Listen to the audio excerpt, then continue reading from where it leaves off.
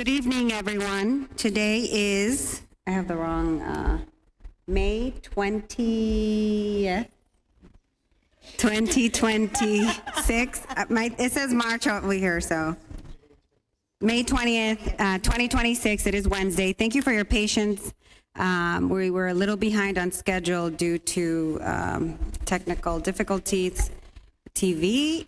So this evening, we're on day 2 of our budget workshops, and I wanted to welcome you all, department heads, members again of the City Council, and of course the Mayor, CAFO, the solicitors with us this evening. So tonight we continue the important work of ensuring that the City of Methuen has a budget that is fair both for our taxpayers and to our city employees. Over the course of tonight and tomorrow, we will hear from department heads as they explain the request they submitted to the mayor for their respective departments. After these presentations are complete, the City Council will ask you questions as you come up. I'm going to backtrack, and my vice is going to take a roll call, and then we'll go, the mayor will take the floor, and we'll start this evening. Thank you so much for your patience. Thanks, Madam Chair. Councilor Santos? Here. Councilor Samard? Here. Councilor Valley? Present. Councilor DeZoglio? Present. Councilor Drew? Here. Councilor McLaren? Present. Councilor Marsan? Here. Councilor Pesh is here, and Chair Soto. Present. Great. Mr. Mayor, I know yesterday you did a thorough presentation for us. I'm assuming you'd like the floor again this meeting. Thank you, Madam Chair. So I think I covered most of the ground yesterday. Tonight, of course, we're in for some presentations that are covering some of our biggest departments, especially the school department, DPW, et cetera. And I just want to reiterate in terms of, for instance, our schools, this is an area that has seen significant underinvestment over the course of many years. And, we're now at a point where, due to that, we're still in the process of trying to catch up and make up for a lot of the losses that have been endured over time with cuts and the like. And so, I think the challenge is trying to get to that point where we're able to maintain that catching up. But the issue that we're running into is that we have federal aid this year, as I mentioned last night, actually going down. We've lost a great deal in the way of federal aid. And as I mentioned at a previous school committee meeting, I didn't get into this too much last night, but state aid by way of Chapter 70 funding, it's rising for Methuen to the tune of 2.3%.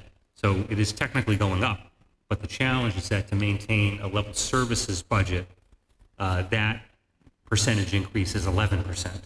So when you have federal aid going down, state aid going up at a rate of roughly 2%, and to maintain level services going up 11%, we have this math issue that is difficult for Methuen and municipalities across the Commonwealth. And so my commitment is to ensure that we are staying above net school spending, ensuring that we are doing all that we can to drive as many resources as we're able into our schools. However, this persistent challenge exists. Now, I want to mention that the school committee voted on a budget concept that was higher than the amount that I had given to the school administration. This is similar to what happened last year, where I'd given the school administration a number to work within, accounting for $110.6 million in the budget book that was considered by the council. And so this year, we're inching closer to 114 million. The challenge is that, as I mentioned, the level service number is at 122. And so this is the divide that we are seeing in the context of the school budget. And so the original thought on the part of the district, and I know the superintendent, the acting superintendent will get into this tonight, is to take into consideration the number that was included in the governor's budget when the cherry sheet was released earlier this year. Now, when I say what happened last year is happening again this year, the Senate goes through this process of taking a look at opportunities to come in above and beyond the governor's budget in terms of Chapter 70, in terms of the special ed circuit breaker and the like. And so we had an event here in Methuen this past Saturday.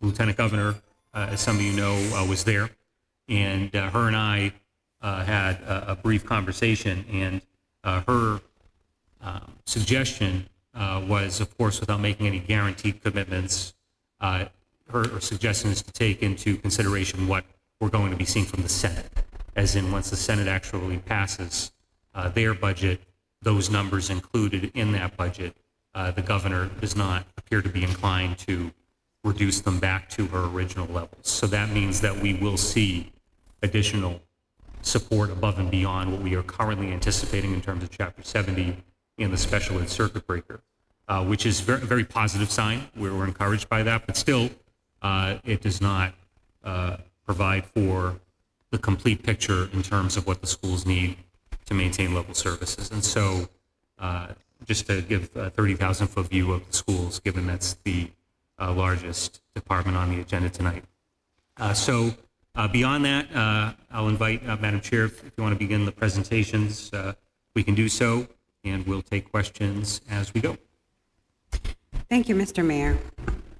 So with that being said, our first department up for conversation is Health and Human Services and Inspections. That's on page 33, counselors. Welcome.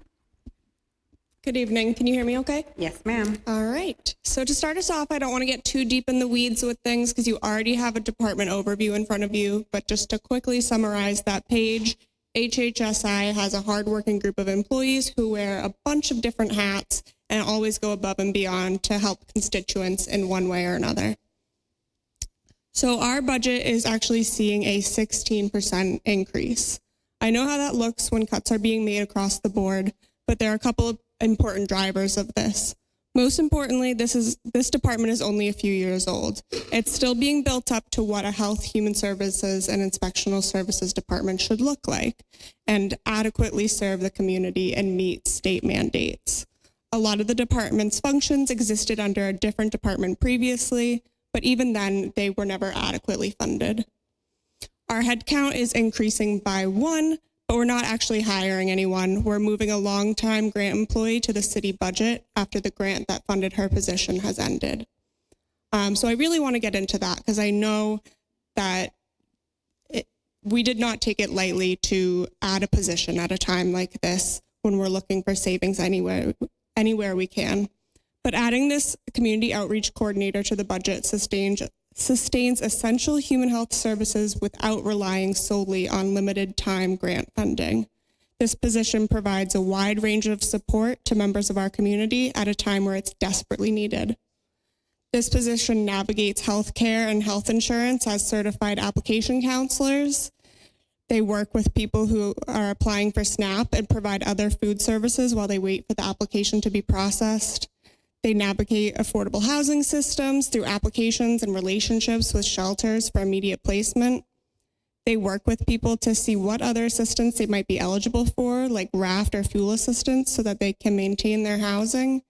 And pretty much anything else that someone might come into our center looking for, the COCs will either help them or refer them to somebody who can. When counselors hear from residents who need help, this is the person that answers that call. When someone couldn't afford their heating bill, she got them on fuel assistance. When a senior lost her housing, she helped gather all the documents and secured alternative housing. When the police department engaged with a homeless individual with nowhere to sleep, she made the calls to find them a bed. Our partners in the community agree with how important this role is. An engagement specialist at Beth Israel Leahy wrote, "I wanted to quickly reach out to city leadership in regards to the Methuen Resource Center located at 1 Broadway. We recently collaborated to assist a mutual client. I can't express how lucky the city is to have that resource center. The level of commitment and effort that the office put forth for our clients needs to be acknowledged. Our habitually homeless client is now housed and secure going into the winter months. I've been doing outreach for close to a decade in Lawrence and surrounding towns and cities. The level of caring and competence shown by your resource center is a reminder of what can be accomplished by agencies that truly care about the public. I want to specifically acknowledge Jasmine Nunez for her dedication and tireless effort advocating for our client. The process would not have been as seamless without her. So one of the many pages in front of you says that One Broadway served 1,575 residents in 2025. A very small team makes that possible, and we have an opportunity to sustain that for our residents.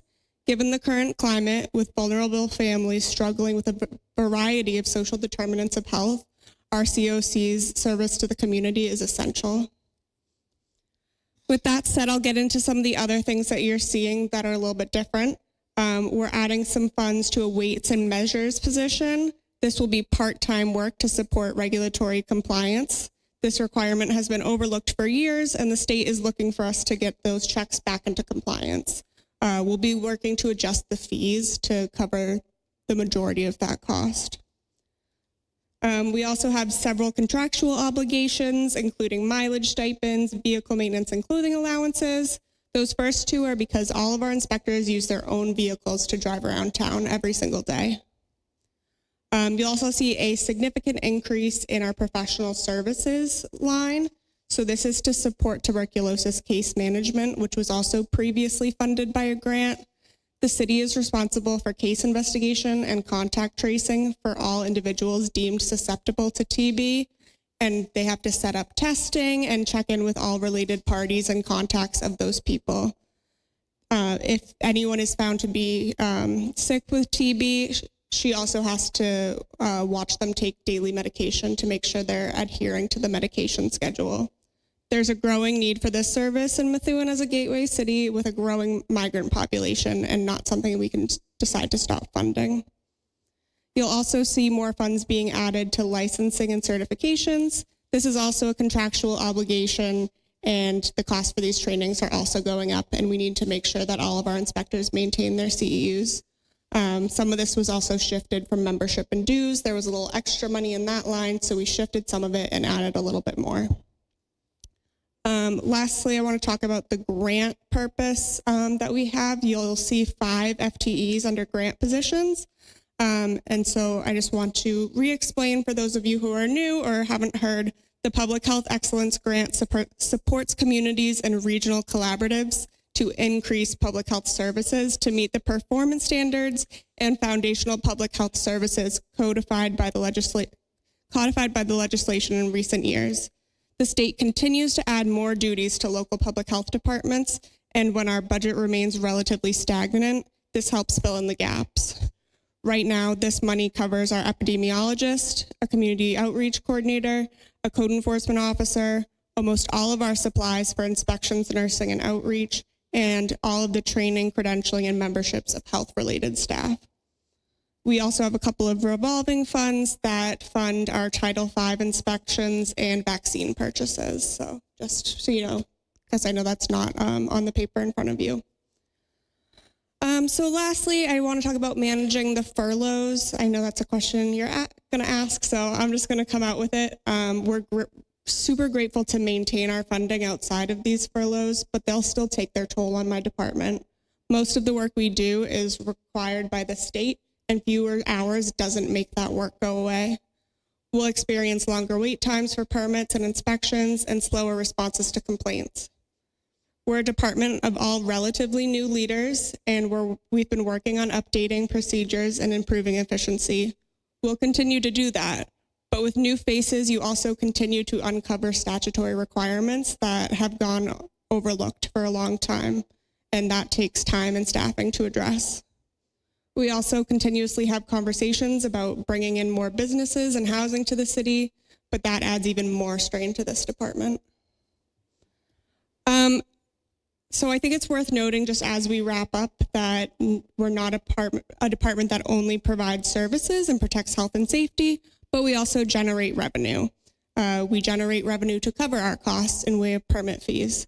In fiscal year 25, we generated $1.5 million, And as of Monday, we've collected $1.3 million for fiscal year 26. So those figures meet what our department is spending. Finally, I just want to highlight something that is often overlooked. Inspectors often act as first responders. When a car drives through a side of the house at 3 a.m., we also respond to those calls. When a restaurant has a fire on a Saturday, we go immediately to check things out. When someone's heat goes out on the coldest night of the year, we still show up. I hope they can be afforded the same respect as other city workers who are critical to the city's health and safety. With that, I'll answer any questions. Thank you. Madam Chair, Councilors.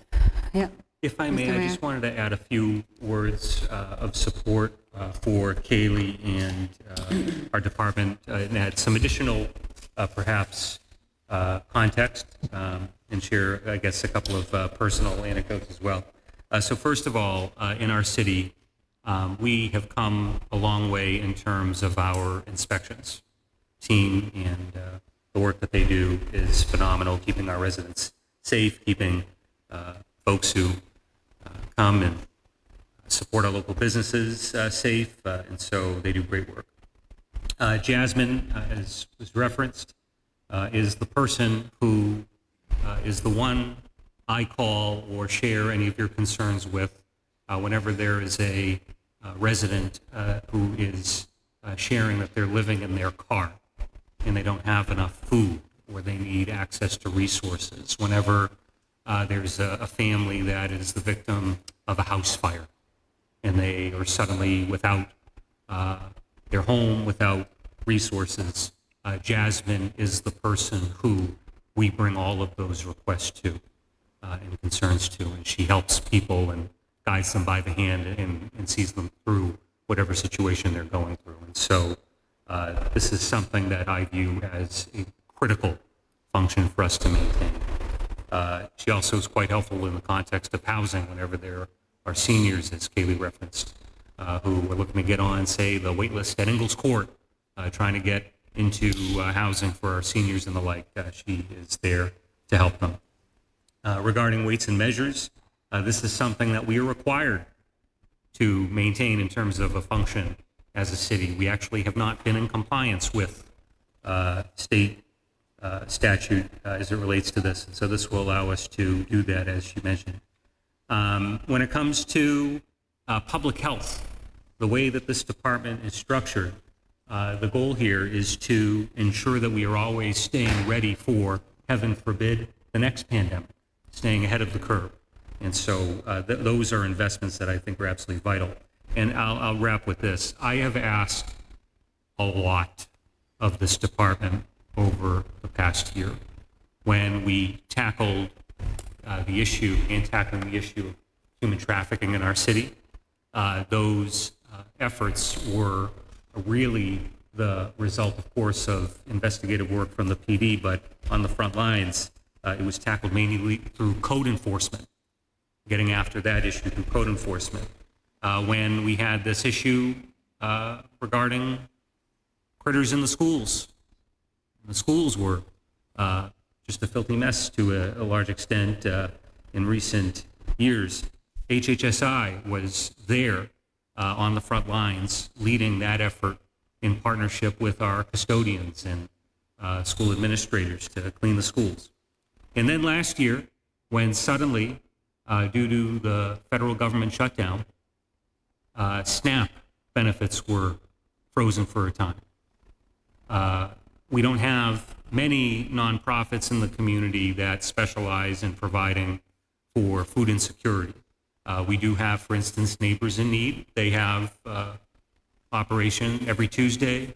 There's a church over in the West End that does a lot of work in terms of providing solution to food insecurity. But beyond that, we really didn't have anything established. And so thanks to the Senior Center for hosting and for HHSI for really leading the way in terms of organizing the citywide food drive, standing it up from scratch so that we were able to collect donations and provide food for residents in our city who needed help. And so I've asked a lot of this department, and I just want to share my own expression of support for the work that they do and for the ask that we have before the council so that we can maintain these critical services for our residents. Thank you.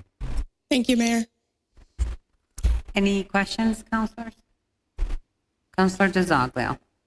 Just to piggyback on the mayor, I met Kaylee, Heidi, and Darren 2 years ago with the mice issue that we had in the school.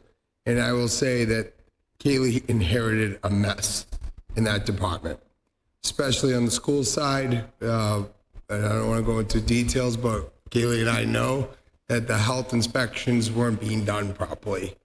And Kaylee and her two-man team literally went into those schools every time we asked. I know I called her at 7, 8 o'clock at night times and asked her, hey, we got to go into this school. She would call me for updates. And I would say she has done an amazing job in that department and all the rest of her team. So she will have my support on this because she is now picking up probably 20 years worth of work that needs to be updated. And she's doing it within 2-3 years.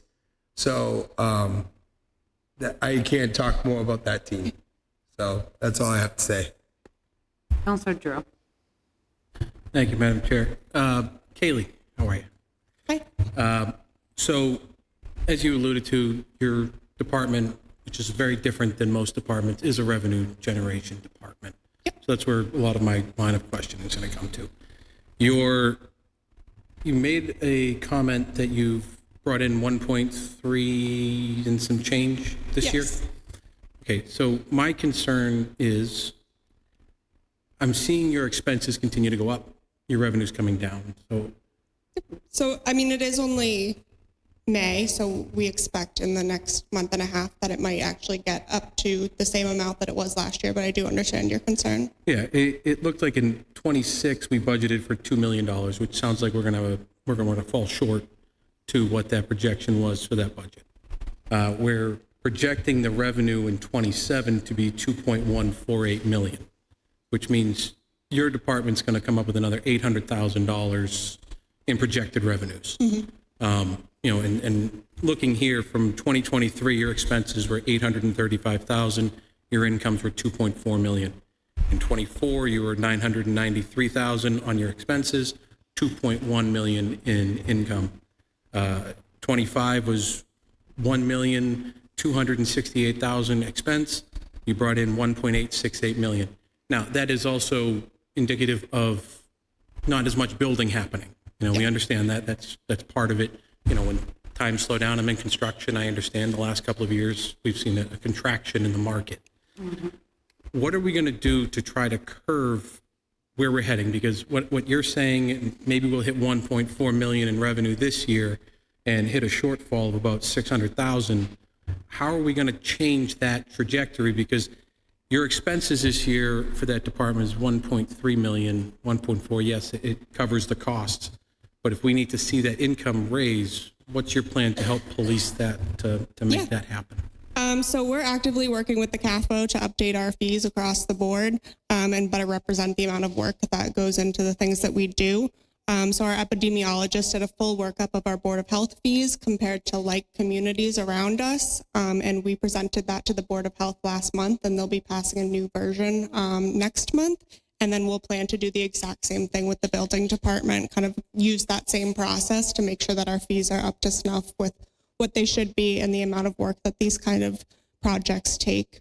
Beyond that, I think there does need to be a recognition that, yes, while a large part of the department is revenue generating, we do have the human services team, and they do not generate revenue as much as they generate great things for the community. They are not actively bringing in any kind of fees. So as we hopefully build that team, you will see a little more in salaries without an additional increase in revenue.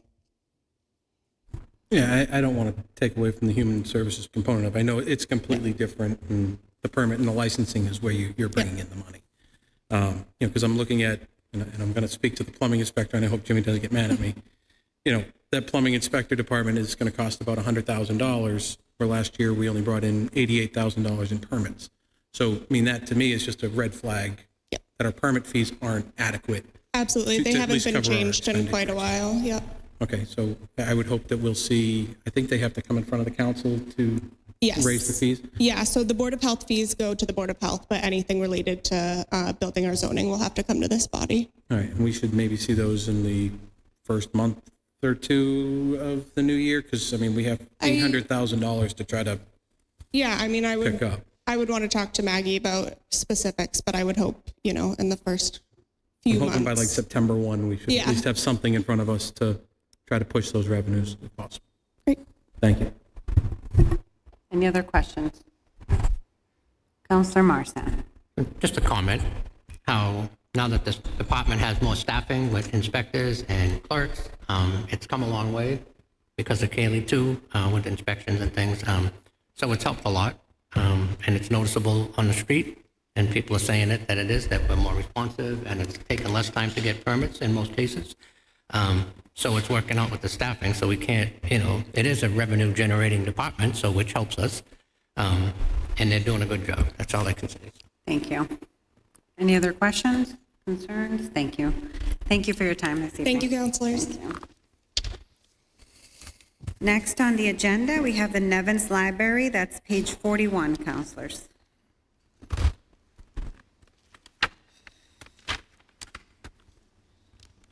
Hi, Hi. everybody. So Nevin's Library, we are one line item in the budget that basically everything in there goes toward the building, maintaining the building, the historic treasure that it is, that I love. It goes for our staff and our materials expenditure, which is a state requirement. Also keeping the building maintained, that we can be open a certain number of hours and a certain number of consecutive weeks in a year. That's also a state requirement. So our entire municipal budget speaks to that. It speaks to supporting that for our residents. We do have other forms of revenue that help keep us going, but the municipal budget is about 75% of our budget. This year, I did ask for a modest increase. The mayor, given the times that they are, did level fund us to the same amount that we had last year, and I think that we'll be able to do that between our grant funding and our trust and all of those things, so that we can keep doing what we do. I mean, in the month of April, we welcomed 9,000 people into our building. We do all sorts of programs and provide so many services, work very closely with Kaylee's staff and different things to partner with different organizations in the library in the city, to help provide the services that we can to the residents of our town. So that's pretty much it. I'm not sure if you have any questions. Counselors, any questions for the library? Counselor Drew. First, I love the library. My son goes there, plays chess on Saturdays every once in a while, and it's an absolutely beautiful building, and everything you guys do there is fantastic. What was the ask for, that you were asking for an increase to your budget to? Oh, sure. So we're part of a consortium, as I'm sure you've recognized, part of 36 libraries in the Merrimack Valley. And our membership fee and our fee for electronic resources are both going up by several $1,000s. I think it's like about $8,000 for the membership and slightly more for the electronic resources. Also, no surprise to anybody here, our utilities are going up. I was just hoping to, in my ask, I was just hoping to kind of buffer that a little bit, with the electricity, the water, the gas, all of that. And then salaries, that's all. Okay. So your budget last year was exactly what it is now, $1,929,000 and change. Mm-hmm. What it looks like that you've spent to date, this was as of the middle of the month, mm-hmm. was $1.53 million. So it looks like trajectory-wise, you're probably going to be underspent by about $125,000. give or take, about 7%, if that's, Maggie, you can, So we anticipate that they'll spend almost all, if not all, of their budget. That's usually what they come in with.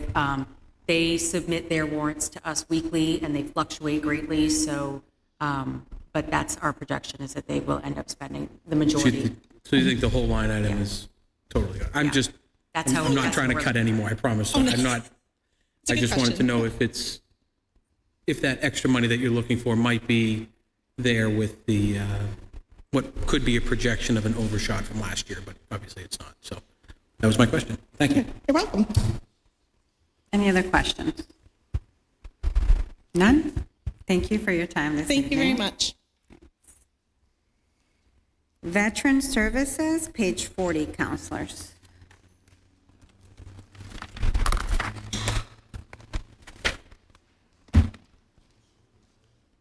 Good evening, councilors, mayor, CAFO, solicitor. So you have the budget in front of you. It's pretty much the same budget, other than the only difference is there's a decrease in personal services, and that reflects the possible furloughs. Any questions, counselors? On Veteran Services.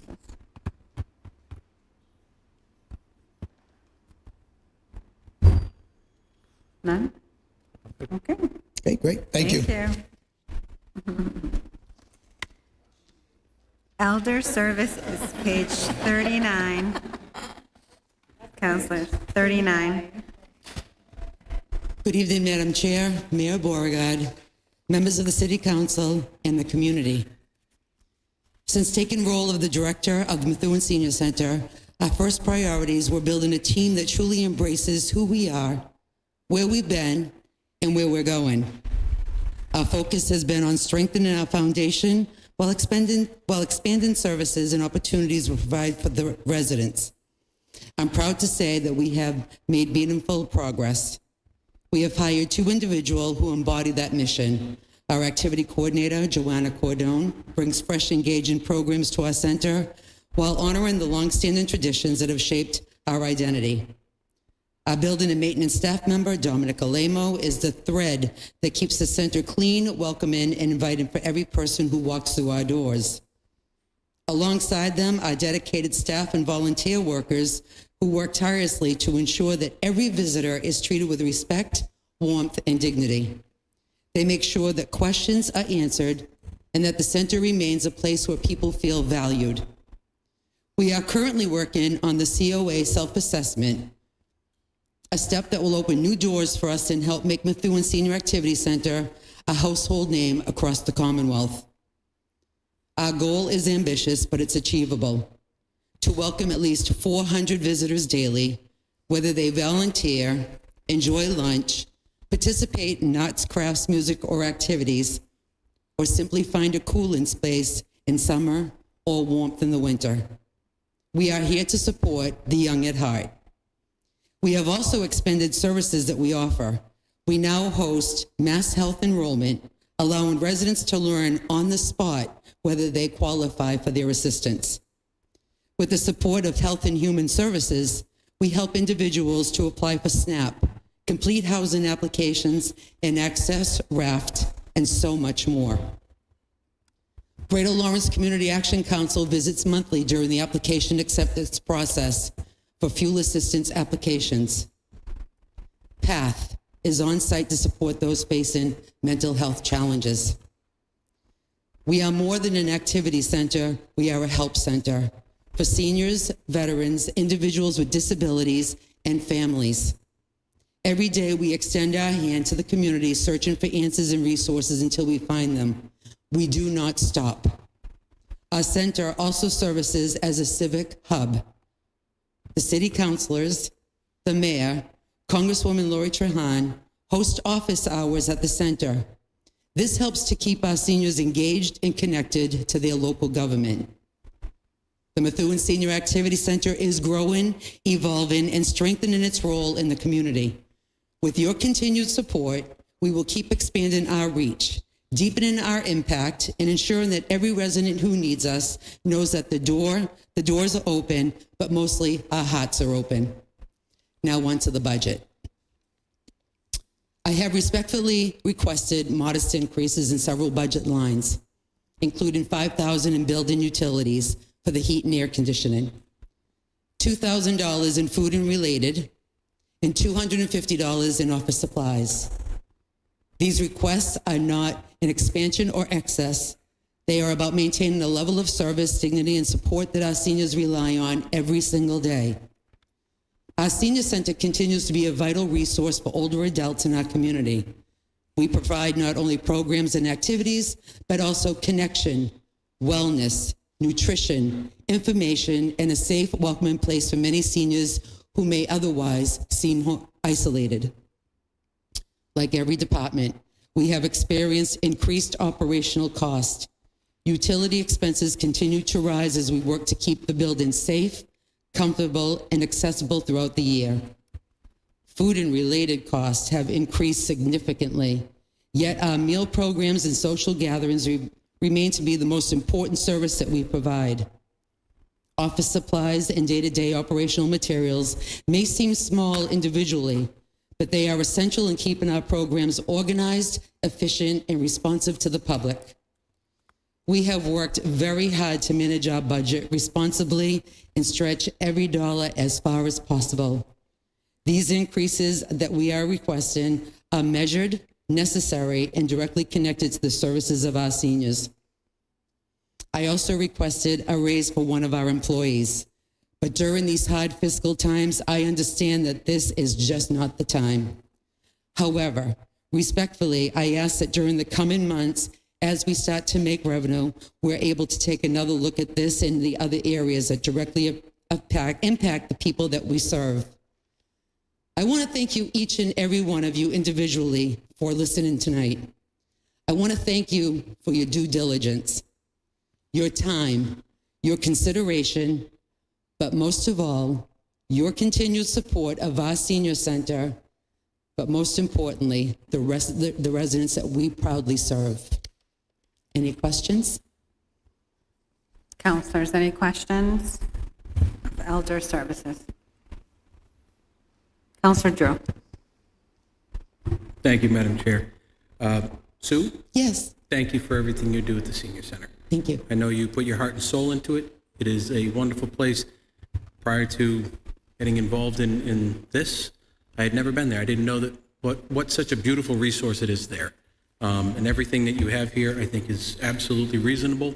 I know that the mayor's had to make a couple of small tweaks to it, but I think everything here is completely fair on this line item, and I think you do a wonderful job there, and thank you for everything you do for our seniors in this community. Thank you. Thank you.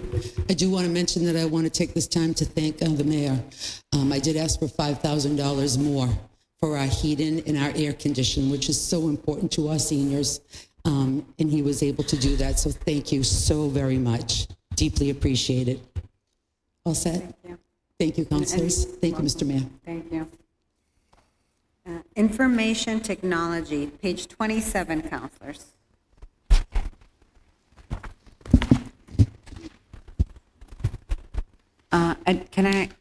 I wanted to let you know you don't have to remain here. Any of the department heads that, thank you, just so you know. Good evening, councilors, mayor, CAFO, solicitor, through you, council 27. president. Page 27, guys. The Information Technology Department currently have 6 full-time employees. We service about 520 city employees and over 25 municipal buildings. We also support the police and fire department, which makes my help desk support a 24/7 operation. There's no holidays, there's no snow for us. If the police is working and fire, we are working. The mayor recommended budget reflects a 6.24 reduction from my original submitted budget.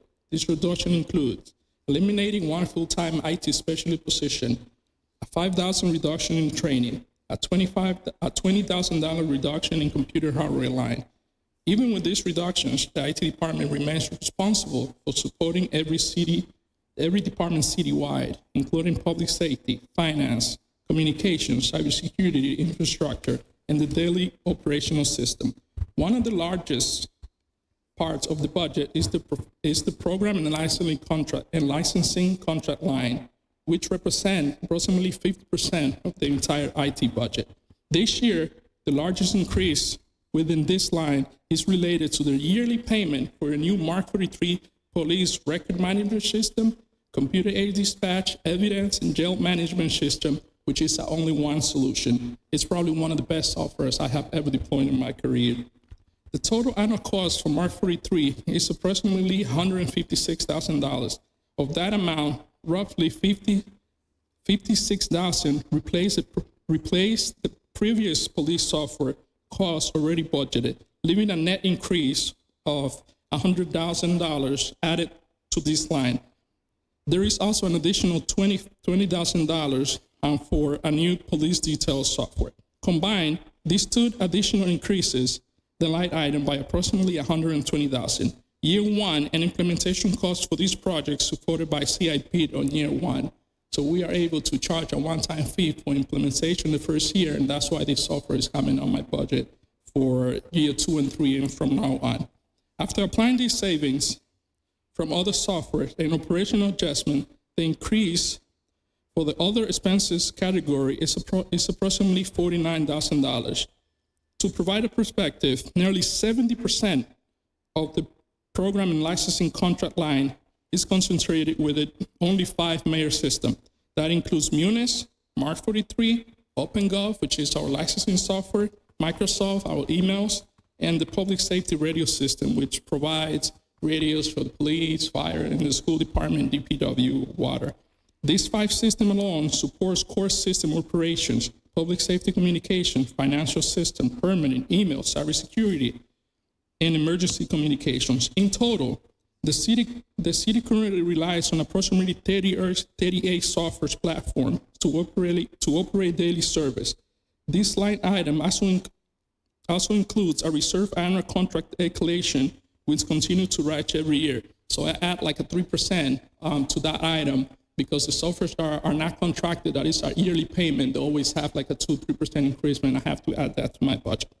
Another big line is the communication lines to support all citywide communication services, including approximately 300 wireless lines.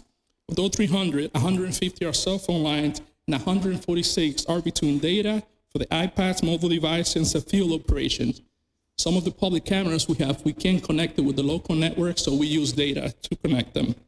The total communication cost is approximately $254,000. Of that amount, nearly $100,000 is offset through Verizon and Comcast contract-related funding, reducing the general fund impact to approximately $154,000. Another big line is the copier line, supports 33 citywide printing and multifunctional leases, including a paper print services used across the department. Since Neil Perry's idea was to eliminate people that has small desks, so the city contracted before me to use common printers instead of having 100 printers laying around. We have about 32 that people share. The professional service line is used for citywide fiber maintenance repairs, along with projects recurring outside technical expertise, example, including the municipal implementation projects and complex infrastructure deployment that cannot be completed eternally with the current staffing resources. Another reduction was the computer hardware lines, fund citywide hardware purchases, replacement, including desktops, laptop servers, network equipment, public safety technology. The mayor recommended the budget reduce this line by $20,000, which will impact the replacement schedule and limit flexibility of equipment failures and emergency replacements. Despite these reductions, the IT department remains committed to maintaining reliable city operations, cybersecurity protection, public safety systems, and support services for the city department citywide. Any questions? Counselors, any questions for the IT department?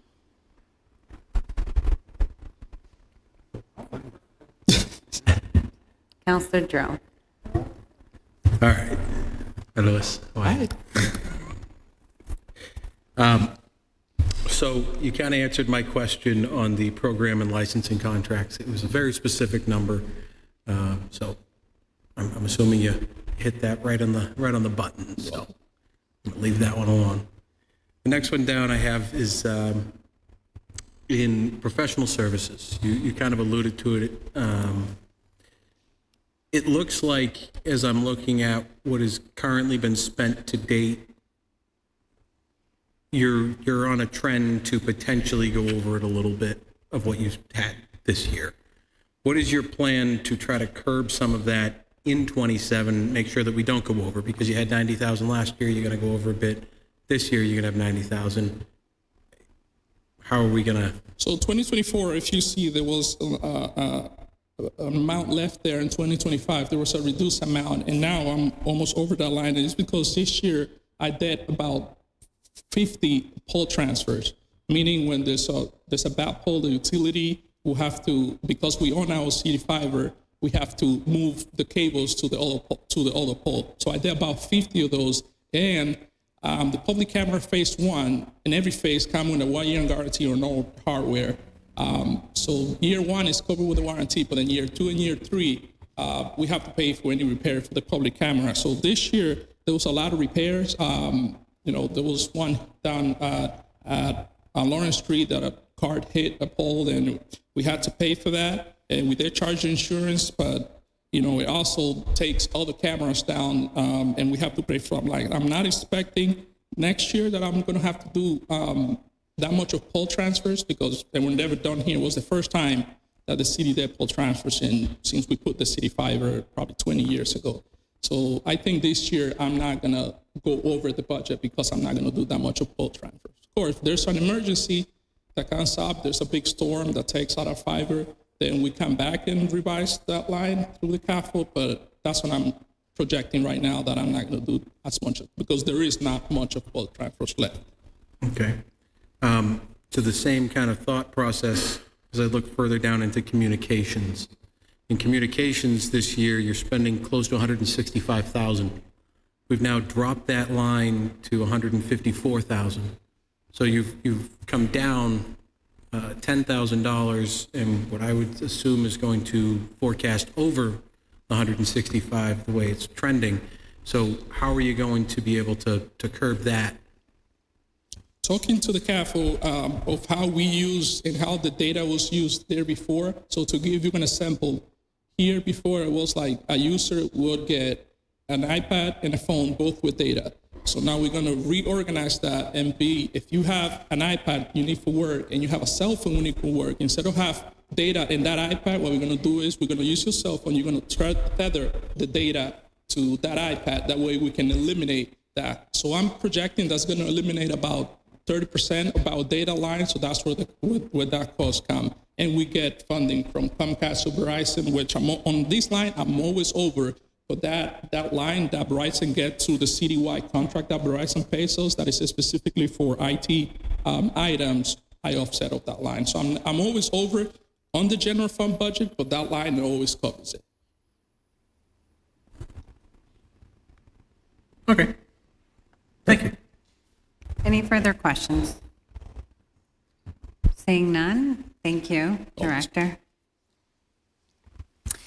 Next, we have vocational schools, page 34, counselors.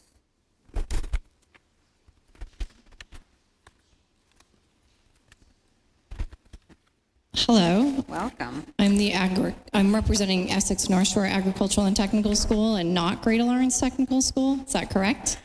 Only because I do not have your page of your budget book. Through the chair, may I just drop off the budget book Absolutely. to each of the members? Oh, thank you. Counselor Marsan could. Yep. So that's the first line item for Essex North. Thank you.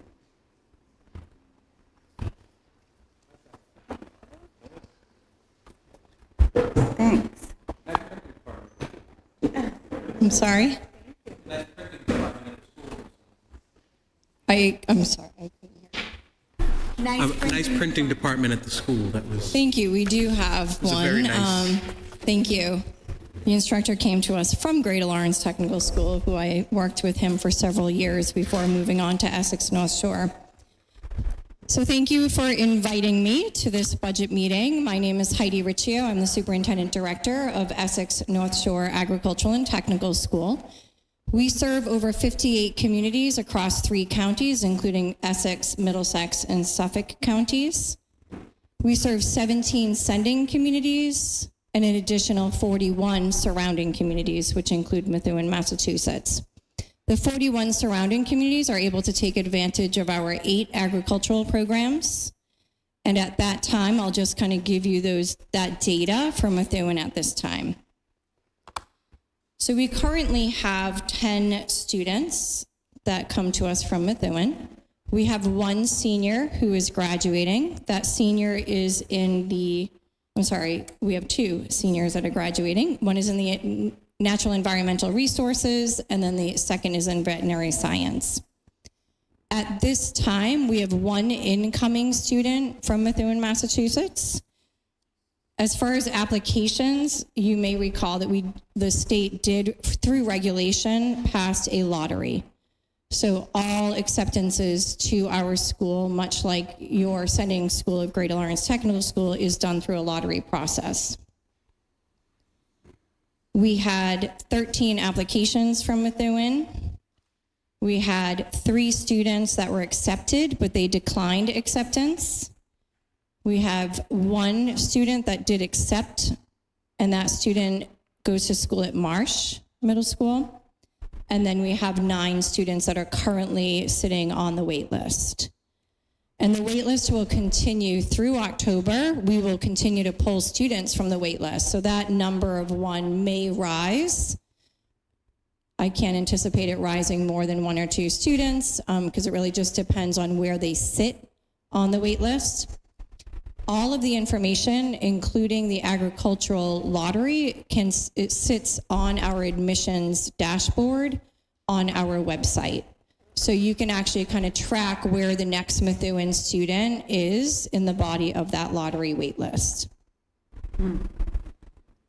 You may recall from last fall when we came here is that the Commissioner of Education is the one that determines what that annual rate is for the agricultural school, because we do not receive the Chapter 70 funding as in a public school for our agricultural students or our surrounding community. You receive that Chapter 70 funding, and then we bill Methuen as an out-of-district student receiving agricultural education. So for next school year, and this also can be found at the Massachusetts Department of Elementary and Secondary Education, it is posted for all agricultural and career and technical education, regional vocational school districts, as well as comprehensive vocational school districts, of what that out-of-school tuition is. It does tend to change annually. Sometimes it goes up, sometimes it goes down. And they determine that, the commissioner determines that through the per pupil expenditure in the end of year report that we report to the department. So for next school year, the tuition rate is $21,933 with an additional transportation cost of $1,750. The only additional cost for that, or an additional cost for that, is special education services. Those special education services, as you know, are required to meet the standards and to support those students who are receiving special education services through an individual education plan. So that gets determined when the student has their annual IEP meeting. So I cannot answer what that will be for next year, but I can say for this school year, we did bill Methuen an additional $15,342. And again, that was based on those students that were receiving special education services. On page 47 of the budget book, this budget book is created each school year primarily for our sending communities. So there is a lot of information in there that relates to the 17 sending communities, but what is our agricultural students is on page 48. You will see a bit of information about our school. On the bottom side, we have 395 students currently that are receiving agricultural education and coming from the 41 sending communities.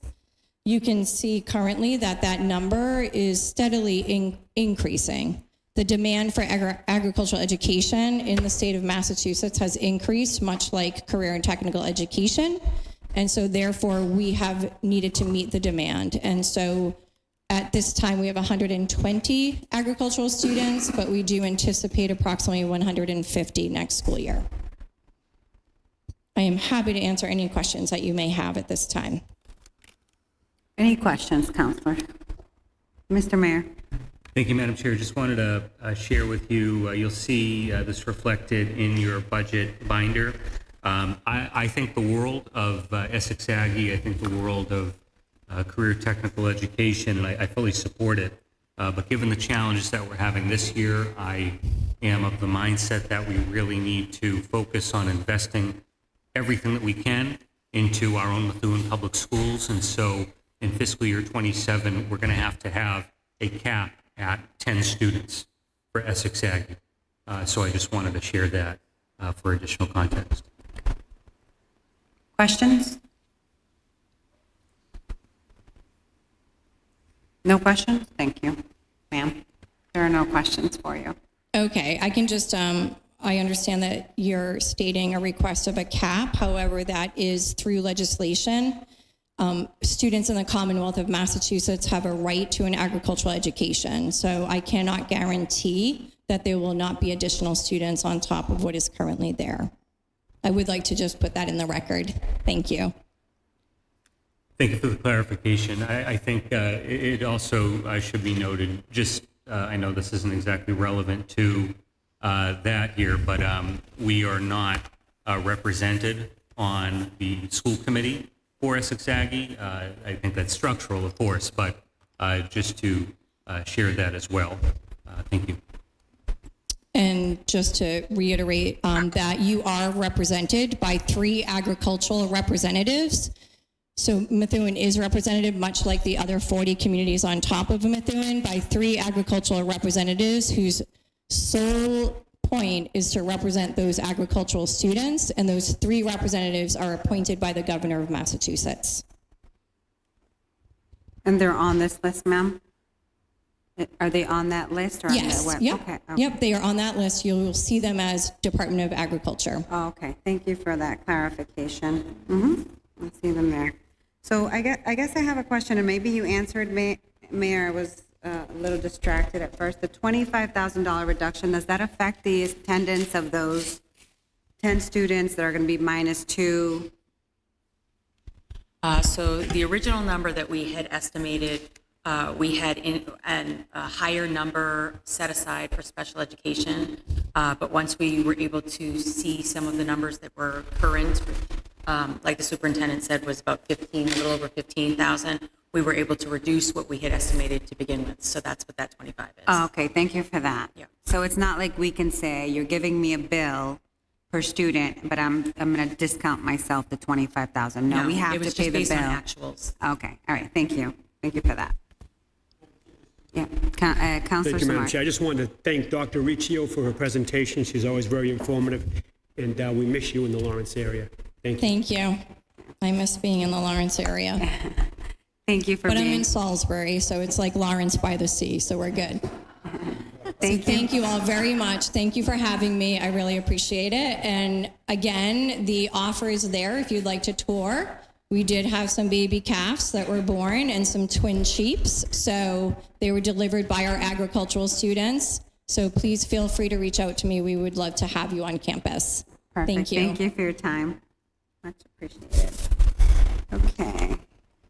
Is the vocational school here this evening? Or? I don't see them represented tonight. I do have their budget binder. It's like 65 pages, so I'm going to email it to everybody. Happy to print it if you'd rather that, but I just thought I'd start with email. Okay. They usually do show up for the hearings, correct? They do. Yeah. Okay.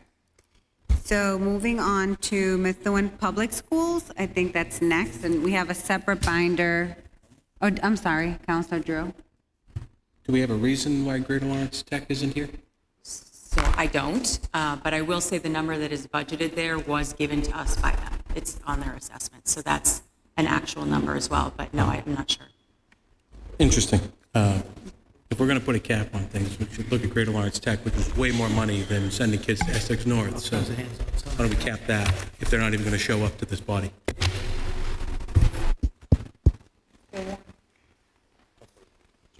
So we're at Methuen Public Schools, and that's your separate binder. It's white binder. I do if you have one. Thanks.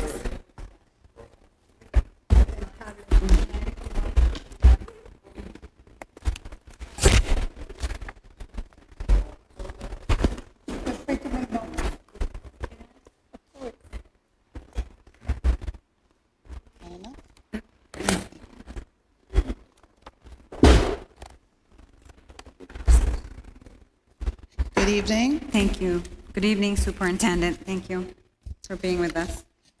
Thank you for having us.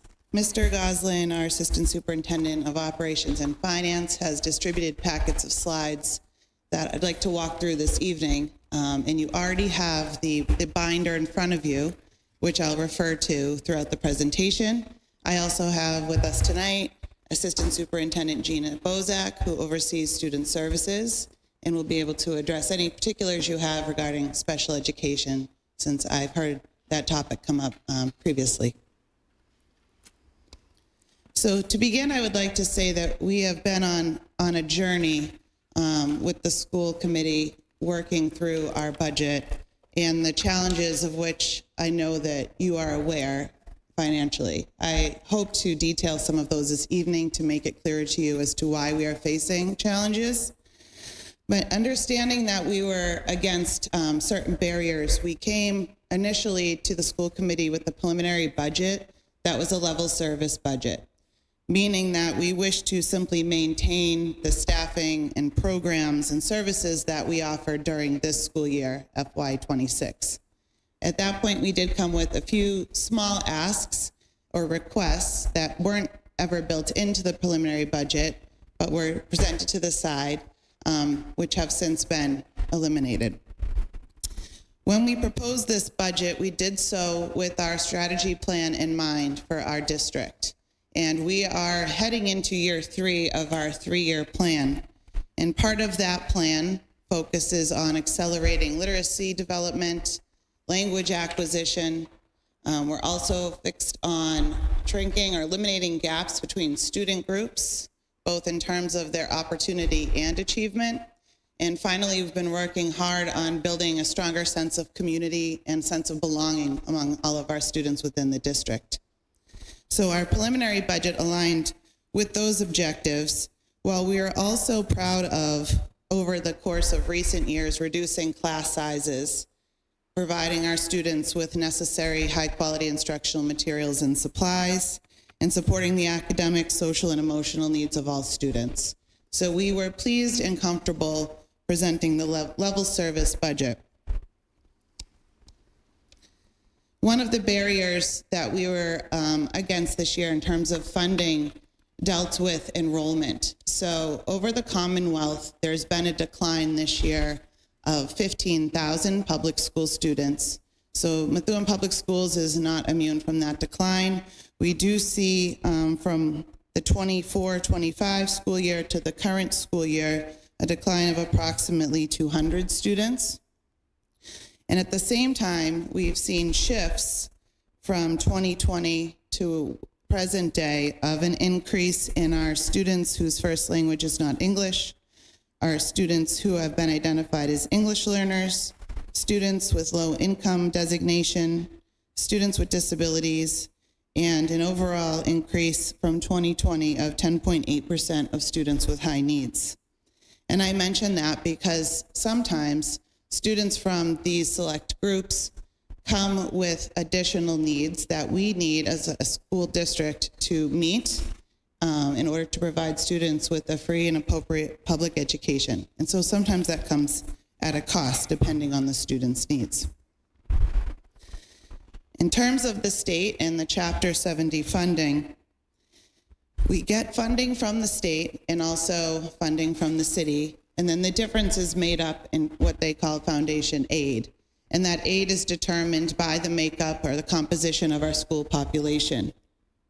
Years ago, 7 years ago to be exact, the Student Opportunity Act was enacted to help communities like ours who have particular populations of students that come with additional costs to meet their needs. And that SOA, Student Opportunity Act, seemed to be doing its job for several years. We noticed a marked difference in the classrooms in terms of class sizes, as I had mentioned, supplies and materials. Until last year, we hit a bump in the road where the formula did not change, but the inflation rate did. So whereas it had been in the 4.5, I believe, % range years prior, last year it dropped to 1.8. And so that greatly impacted that additional layer of support that the districts were provided, although the formula didn't change. This year, in the final year of SOA, which we're heading into, the inflation rate is around 2.6, which is better, but not what we had been enjoying in years prior. So looking ahead, we don't know what will be in store for our district in terms of that additional aid going forward when SOA falls off. So that's something that we have top of mind. So I'll speak first about the level service budget that we presented as our preliminary budget and why we did so. And then we'll move through the budget that you have in front of you, and then also address the third budget number that we have. So I aim to be clear in this, this iteration or explanation of all of these numbers. So you have in front of you the slide budget summary, net and non-net level services. And you will see that initially the ask that we went to school committee with was for $123 million, which would cover those level services. Recognizing that we were far away from the allocation that was given to us to fit within the city budget by the mayor, which was slightly under $114 million, our team at the district and building levels got together and looked at places where we could potentially reduce. This was a difficult task because in years past we have gone through a similar exercise, had reduced in several areas. So we noted in a previous school committee meeting that we are among the bottom 10 districts in the state in terms of the administrative costs per pupil, because we've eliminated so many administrators over the years and had few to begin with. Likewise, in terms of the Unit A positions that are deemed leadership or coaching positions, we have none within our district in terms of instructional coaches, whereas cities such as Malden and Haverhill may have 30 or more, Revere among them. So we had a difficult time looking at that, but made some difficult decisions, knowing that we are in the situation that we are in with the rising costs of out-of-district tuitions, about an $800,000 increase in busing. And so when we made those choices, we were being mindful of vacant positions that we had posted and we knew were necessary for some of our special education services. We were mindful of positions where we had people retiring or maybe moving on and where a reduction might not impact a staff member. So we looked at those populations of staff members. We also, unfortunately, had to look at class size. So whereas in those most recent years we had enjoyed and worked hard to reduce smaller class sizes, we raised the cap and looked at what it would take to have our classes capped at 30 and what the impact would be. So I tell you that story so that you know that there was a lot of thought that went into these decisions to ultimately arrive at the $118 million figure, which when we presented to school committee seemed like a place where the committee felt as though we should perhaps stop. And we were in agreement, yet understanding the challenges. So I'll pause there to to let you know that at that $118 million budget, which is the one that's in your binders tonight, that would have class sizes at K2 across the district spanning between 21 and 27 students, and in grades 3 through 8, 24 to 29 students. The high school, we typically cap at 26.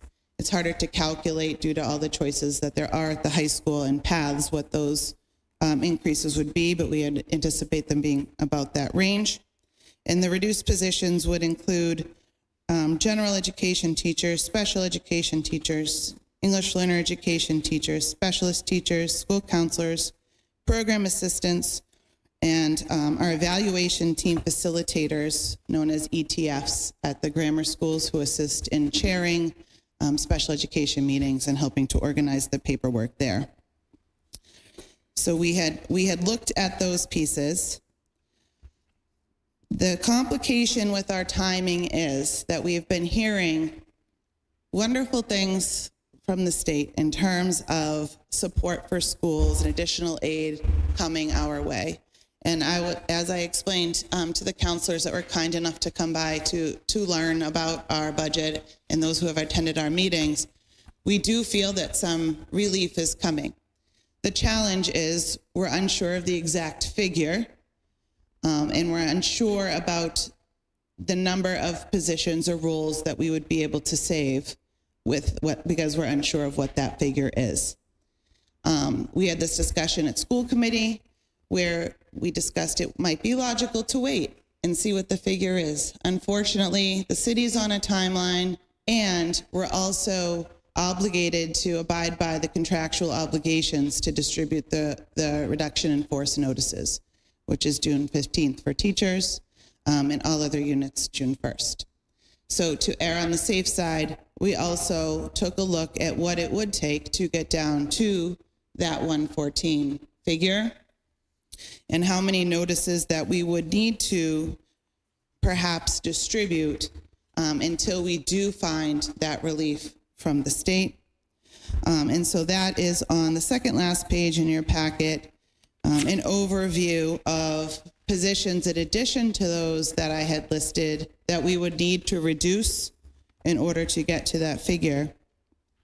It would be 119 positions in total and 77 total employees. What's challenging at this point is that on the list are vacant positions that we're absolutely obligated to have due to special education services. So it's a bit of a risk knowing that we're putting a vacancy on this list, but understanding that there's money to come and that we would be able to replace that role. What's also very challenging is there's programmatic structures that we are trying very, very hard to protect because we know that the students enjoy them. It vastly increases their educational experience. And because we would be forced to eliminate those positions, those programs would in essence cease.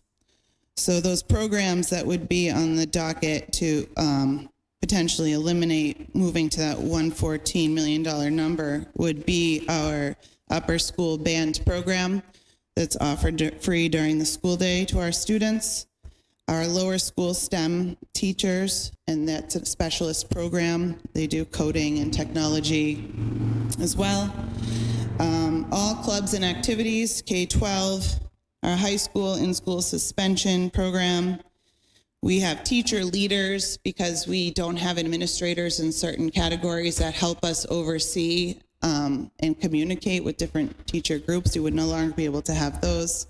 And unfortunately, reading specialists would be on the list as well. Along with, on the other side, we have a list of positions, including additional roles of some of the groups I already mentioned, custodians, bilingual parent liaisons at a couple schools, our substance abuse coordinator, administrator, secretarial staffs, BCBA. So the way I've communicated this to our teaching staff and our staff at large today was to understand that many of these positions listed on this page that I just referenced will hopefully not come to fruition with the aid that we are expecting to receive. but nevertheless, it's our obligation to notify our staff members of potential programmatic changes. So on the final page, I do address very briefly that we are waiting on the good word that we've heard in terms of that relief from the state. And also, we have been asked over time if there were any free cash one-time cost considerations, although I know we're trying to stay away from that. We do have a population of students who are about to exit the special education program out of district, meaning that they're about to age out of our program, so their tuitions would no longer be on our books the following year. And with those tuitions comes the cost of the out-of-district transportation. And so for the tuition and transportation for those students, the cost is $860,898, which would be very helpful in helping us retain positions and programs within our schools. Tonight, I know we're focused on the FY27 budget. Also, we do have some long-term plans that we've been discussing to help keep our students within district to avoid those out-of-district tuition costs and also provide them a high-quality local experience, which is likely to be favorable to students and families. And I believe at the school committee meetings, I'd been keeping a list of, I think we're up to 42 different ideas for restructuring that had been pitched about, understanding that our needs need to be addressed not only in the short term, but in the long term as well. We need to start initiating some plans so we're not in the cycle, although our district is certainly not unique across the Commonwealth this year in its needs. I know that Mr. Goslin wanted to address the element on the budget where last year, I believe it was a meeting similar to this, where the mayor got a phone call and we had a windfall of money from the state. And so the disparity between last year's budget and this year's may look more sizable because we did get that that last payment at the end. If you wanted to comment. The mayor kind of referenced it earlier that at the last second, state came in with about $3.2 million in circuit breaker funds last year. So in the budget, I always back out what we project for circuit breaker. So this year, it looks like it went up 12 million, but you have to take into account, I couldn't count on that 3.2. So it was closer to 9, the actual increase in spending, and a 3.2 decrease in anticipated revenue. So she likes me to point that out. I will say too, just one more quick note, in terms of our federal funding from grants, we are due to be level funded for most, a slight decrease in Title I. And so we are able to carry over 15% of those monies into the next fiscal year. So I've been careful to do that, planning to allocate the majority for positions. We do have many positions on there, but also use that funding for other interventions and supplies. But we're trying to be wise and manage the funding that we have appropriately as well. I just to add an additional point regarding free cash. So as I've stated, in terms of covering the recurring, ongoing operational expenses, it is deadly for any municipality in terms of its fiscal health to get into that habit year over year of using free cash to cover the recurring expenses. However, as I did last year, when it comes to these one-time expenditures that are taken into account here, I will be coming to the council with an ask to draw down free cash to cover these one-time expenses, which will help the schools and alleviate some of the pressure with the goal of once we do get that additional help, in all likelihood per the LG, no guarantee, but the indications that we're going to get the additional help from the state, that would allow them to more easily fit within the 114 number that we're working with here. Thank you. Any questions, Counselor? I'm sorry, Smart. Counselor Smart. Thank you, Madam Chair. Dr. Gableski, thank you for stepping into the hot seat this year. You did a great presentation. I know you got a great team with Ms. Bozak and Mr. Goslin. And I just want to just thank Dr. Kwong for her dedicated service to the city of Methuen also, as she, moves on.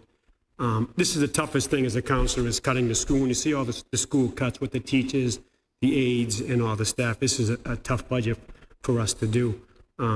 So moving forward, and I have kids in Methuen school right now, and they've all gone through the school, but I'd be in total favor of that one-time expenditure for the free cash. I'd be a yes vote on that. So unfortunately, we can't add to the budget, but thank you for your hard work, you and your team. Thank you. Any questions, councilors? Councilor DiZoglio. Thank you. Hi, everyone. Miss you guys over there at the school committee. But for the public, because I know it, but I would like people to, at home or in the audience that might know, there was a big significant increase in contracted services. Can you explain that to the public? Why? Because I got phone calls regarding that. Yeah, the seventh page in your packet sums up a lot of it. And that's exactly what I was just talking about, the $3.2 million less in revenue. It looks like this with the yellow stripe on it. Those top numbers of FY 26 and 27 is after I've backed out the anticipated grants and circuit breaker. So if you can see at the top, the difference is 11 million. Okay. If you go down to the bottom, before you back out circuit breaker and the grants, the difference is only 8. The vast majority of that comes out of special ed tuitions, which is a contracted service, as well as busing, which is a contracted service. Utilities is a contracted service. Those are all the items that are driving up that contracted service line. So it's a good question. Also, just on some of the cuts that you guys are going to make, everybody knows about the teachers, but again, what I was frustrated on the committee last year was of cutting custodians. While our health department said you cannot cut any more custodians.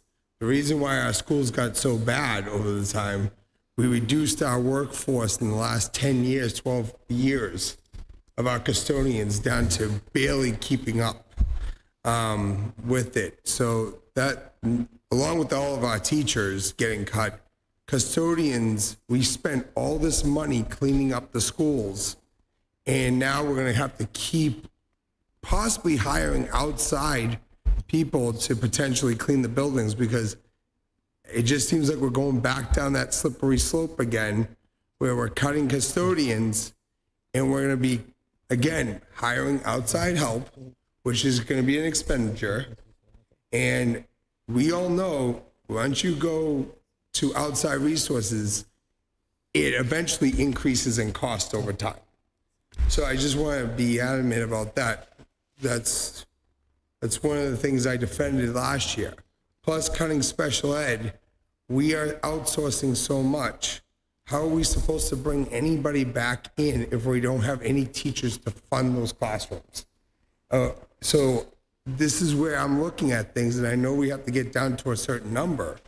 But again, you're putting strains on teachers. And I will know because I am a teacher. And right now, my classroom sizes are 27. And we might get new students in the next couple of weeks. And our teachers, and this is not at the fault of administrators or anything, we are bogged down. We are teaching, especially in certain classrooms, where we're trying to fulfill IEPs, we're trying to doing our due diligence as a teacher. And I'm telling you this right now, having classroom sizes up to 30, those teachers are going to get burnt out if they don't have any help, especially from a program assistants. I get no assistance in my room at all. So I hope the teachers know, as they always do, I am in full support of trying to fix this budget. But we have to start, again, as the mayor said, and we probably are going to have things brought to us in the next few weeks of programs, I'm pretty sure. Those are going to be essential to getting us revenue and bringing back students to reduce this load on our schools. But I'm just saying, 27 to 30, I know how it feels. And our teachers are going to have a hard time next year. That's all I have to say about it. Any questions? Councilor Drew. Thank you, Madam Chair. I mean, I don't think anybody can say that I don't care about the schools. I mean, the whole reason I'm sitting here is because a year ago I was sitting there. I want to do everything I can to fix this. So, Mr. Mayor, Madam Cavill, I have a question when it comes to the unemployment insurance. So when it comes to the fact that we're going to have to lay off initially 45 employees right now, as it stands, and an additional 32 human beings, how much of an impact are we talking about are we going to see with that unemployment insurance? Like, how much of a hit are we going to hit? Are we paying that? Is that out of their budget? Where does that go? Is that something that we're going to want to take a one-time expenditure here to help them cover that? So right now, we are paying for this. The previous to this year, the schools paid their own. Last year, as part of the budget process, the city agreed to do just that, and we took on, so the fiscal year 26, we took on unemployment. I believe this is inclusive of that continuing for 27. Correct. I did not assume that the city would continue. There is $250,000 in this budget for unemployment. At these numbers, that would not be enough. I'd have to shuffle it somewhere and to find it. But it was very beneficial last year when the city was willing to do that for us. That'll happen again this year if we need to. What's that? That'll happen again this year if we need to, so back out that 250. As long as the council tells me. Well, granted, I'm sorry. I don't know whose call it is. I don't want to speak for the council, but I'm going to ask. I'm going to ask for that so that can be backed out for them. So if I could just finish real quick. So what we have been doing, and I mentioned this, I think, at the meeting on Monday, is that at the end of a fiscal year, we do an analysis of where those funds are. It's not just unemployment, but workers' comp, ILD, and we come to the council and say, okay, we would like to put X amount of money into these funds based on usage and what we're projecting, and we would like to include the schools again in that conversation this year. Okay, so, I mean, the way, just quick math, each person is roughly $5,500 in unemployment cost. If you're 250 is that round number. So to go to 77, you're looking at $427,000 in unemployment costs. So if we lay people off, they don't have to come back. We know that. But if we lay them off, they have a certain time. They can just continue to collect unemployment through the summer and so forth, and then still come back. So I'm not sure how to word this properly. Is there a way for us to put money there to say, we don't want to have you lay off 77 people, because we're going to hedge our bet and say, we think we're going to get an extra, at least $1 million. And that might lower the amount of money on the unemployment cost, because we'll just take 10 people out of that line and we're not going to pay that money on it. I don't know how that works. I just don't want to see us go and become, hey, there's 115 people on the block, which, by the way, is just disgusting. That I have children in the schools, and it is gross that we even have to have this conversation. I don't know how to fix it completely, but I think we may need to, as this whole budget, I think it's kind of the theme, is we have to get creative with it. So if figuring out the $250,000 to give them, all right, that's going to put back 3 or 4 teachers, right? So that may pull that off. Do we say figure for $500,000 and that pulls another 4 and we're not going to pay that on the unemployment insurance? I don't know what that fully looks like, but I cannot, in good conscience, I don't even know how to fix this. How did it get this bad is probably the best question. And I know that we've had discussions about the CTE program and trying to expand that, because that becomes like a revenue generation component. And I know that there's one of those positions that's been reduced. So I feel like that might be a cutting your nose to spite your face kind of a move. That's on the school committee. They make those decisions along with you, and you guys all work together. I want to support you in any way I can. You guys have every support from me that I can help you with. Mayor, if there's something that we can do to try to help fix this, I'm all on board. Councilor McLaren. I echo much of Councilor Drew's comments. I'm just as devastated by this budget as everyone else. I went through the Methuen Public Schools my entire education. I graduated literally 3 years ago. And I firsthand witnessed the impact both to the educators and the students of a larger classroom size. Just 3 extra students really transforms the learning experience, and not for the better, I'll tell you. Like Councilor Drew said, I don't know the answer, but I guess my first question is just, do you have sort of an estimate on what additional funds you're expecting? You have just absolutely no idea what that might look like? I mean, I'm hopeful, but I have no real, I mean, it'd be great if they even came in with what they had last year, but I mean, that's just a hope and a wish.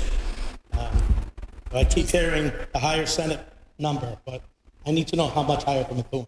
And then no one's telling me that, you know, so I don't want to say, we're going to get 3.2 and end up getting 1, you know, so really there's no way to tell how it's going to flush out. Usually the gateway cities do a little better, and some of it will come through circuit breaker, and we have, you know, a bunch of kids who qualify for that. So hopefully we will be on the better end of what does come out, but I'm not going to venture a guess. Thank you. I was hoping maybe there was a guess, but I certainly can't blame you for not having one. That's kind of all I have for now. I don't know what the answer is, but I just know that our kids are our future, and if we're not funding them, then really what are we doing? I will add, it's at least hopeful from this side of the podium that you guys are willing to look at the one-time costs of the tuitions as well as the unemployment. That alone, in my head, is I can almost back out $1.2 million in positions, knowing that at least you guys are. I'm not hearing anyone say no, but I know you haven't voted, but I'm not getting a negative vibe, so I appreciate it. Councilor Marsan, then I'll get back, and then I have a question. Councilors, go ahead. Thank you. Are there any other places that we have one-time cost expenditures that, right, because that's what it is there for, and that's what I harp about all the time, so if we have more spots that we can do that, right, that's just going to help us along the way. So, you know, we've already identified 2 or 3, so, you know. Well, I think one of the, in the past, we've always taken all our projects that we want to get done, those one-time projects, you know, and we'd put them in extraordinary maintenance in the budget. And I want to say the last time I actually put money in there, it was started out at $900,000, you know, and then through the budget process, we cut it. Actually, I think last year you guys funded us about $900,000 for one-time costs, and I was able to use that to do some of those projects. I didn't even put them in the budget. So I could tell you a whole bunch of one-time costs that would help the schools, but it's not going to specifically help this budget because I know there's no money to do them right now. Okay. You know what I'm saying? I do. So I don't mean the project. How do we save more teachers? Are there costs there that we can say are one-time costs, right? That 860 is saying is one of them. Are there more things that we can identify like that say that they are coming off the books? You know, even if it's 2 years down the road, if we can say we're not just kicking the can down the road, this is going away. So if we fix it today, it's going to help, and in the future, it's not putting us back. I mean, we can go back and shake the trees. I was looking at some point I have to come to you again, believe it or not, for iPad leases and Chromebook leases. But, you know, those are, you know, they're 4-year leases that we like the same payment every year, so it's consistent. I mean, but those are like, I mean, that would be a one-time cost, but it's only going to relieve you for 4 years. You know, things like that. So, you know, if that's something you're interested in, one of your next meetings, I'm coming to you with a request to do those leases. If you'd rather do it as a one-time cost for this one time, you know, that would free up, probably about maybe $200,000 this year, but $200,000 next year, $200,000 a year out. That's up to our capital and how we do that, you know, but and the administration, how we do it. But I guess if that's what it's going to take to help, you know, and help us in the right direction, right? We keep saying we're going in the wrong direction. We have to fix it. We all know that. So just doing the bare minimum every year isn't working, right? So we all know that too. So I think we have to. Well, I'll shake those one-time trees some more and see what we can do. Thank you. I appreciate that.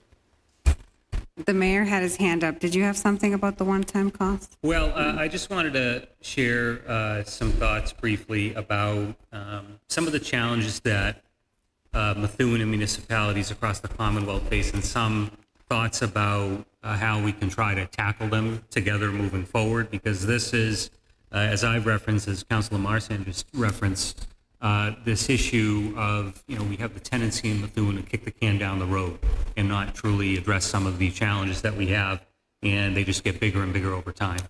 And so one thing right out of the gate, and it's largely out of our hands to an extent, but I think it's something that we need to collectively advocate for at the state level. This system where school districts are having to absorb these costs going up 5, 10, 12, $15 million year over year, when in municipalities across the Commonwealth, you're limited at taxing at 2.5%, right, with Prop 2.5.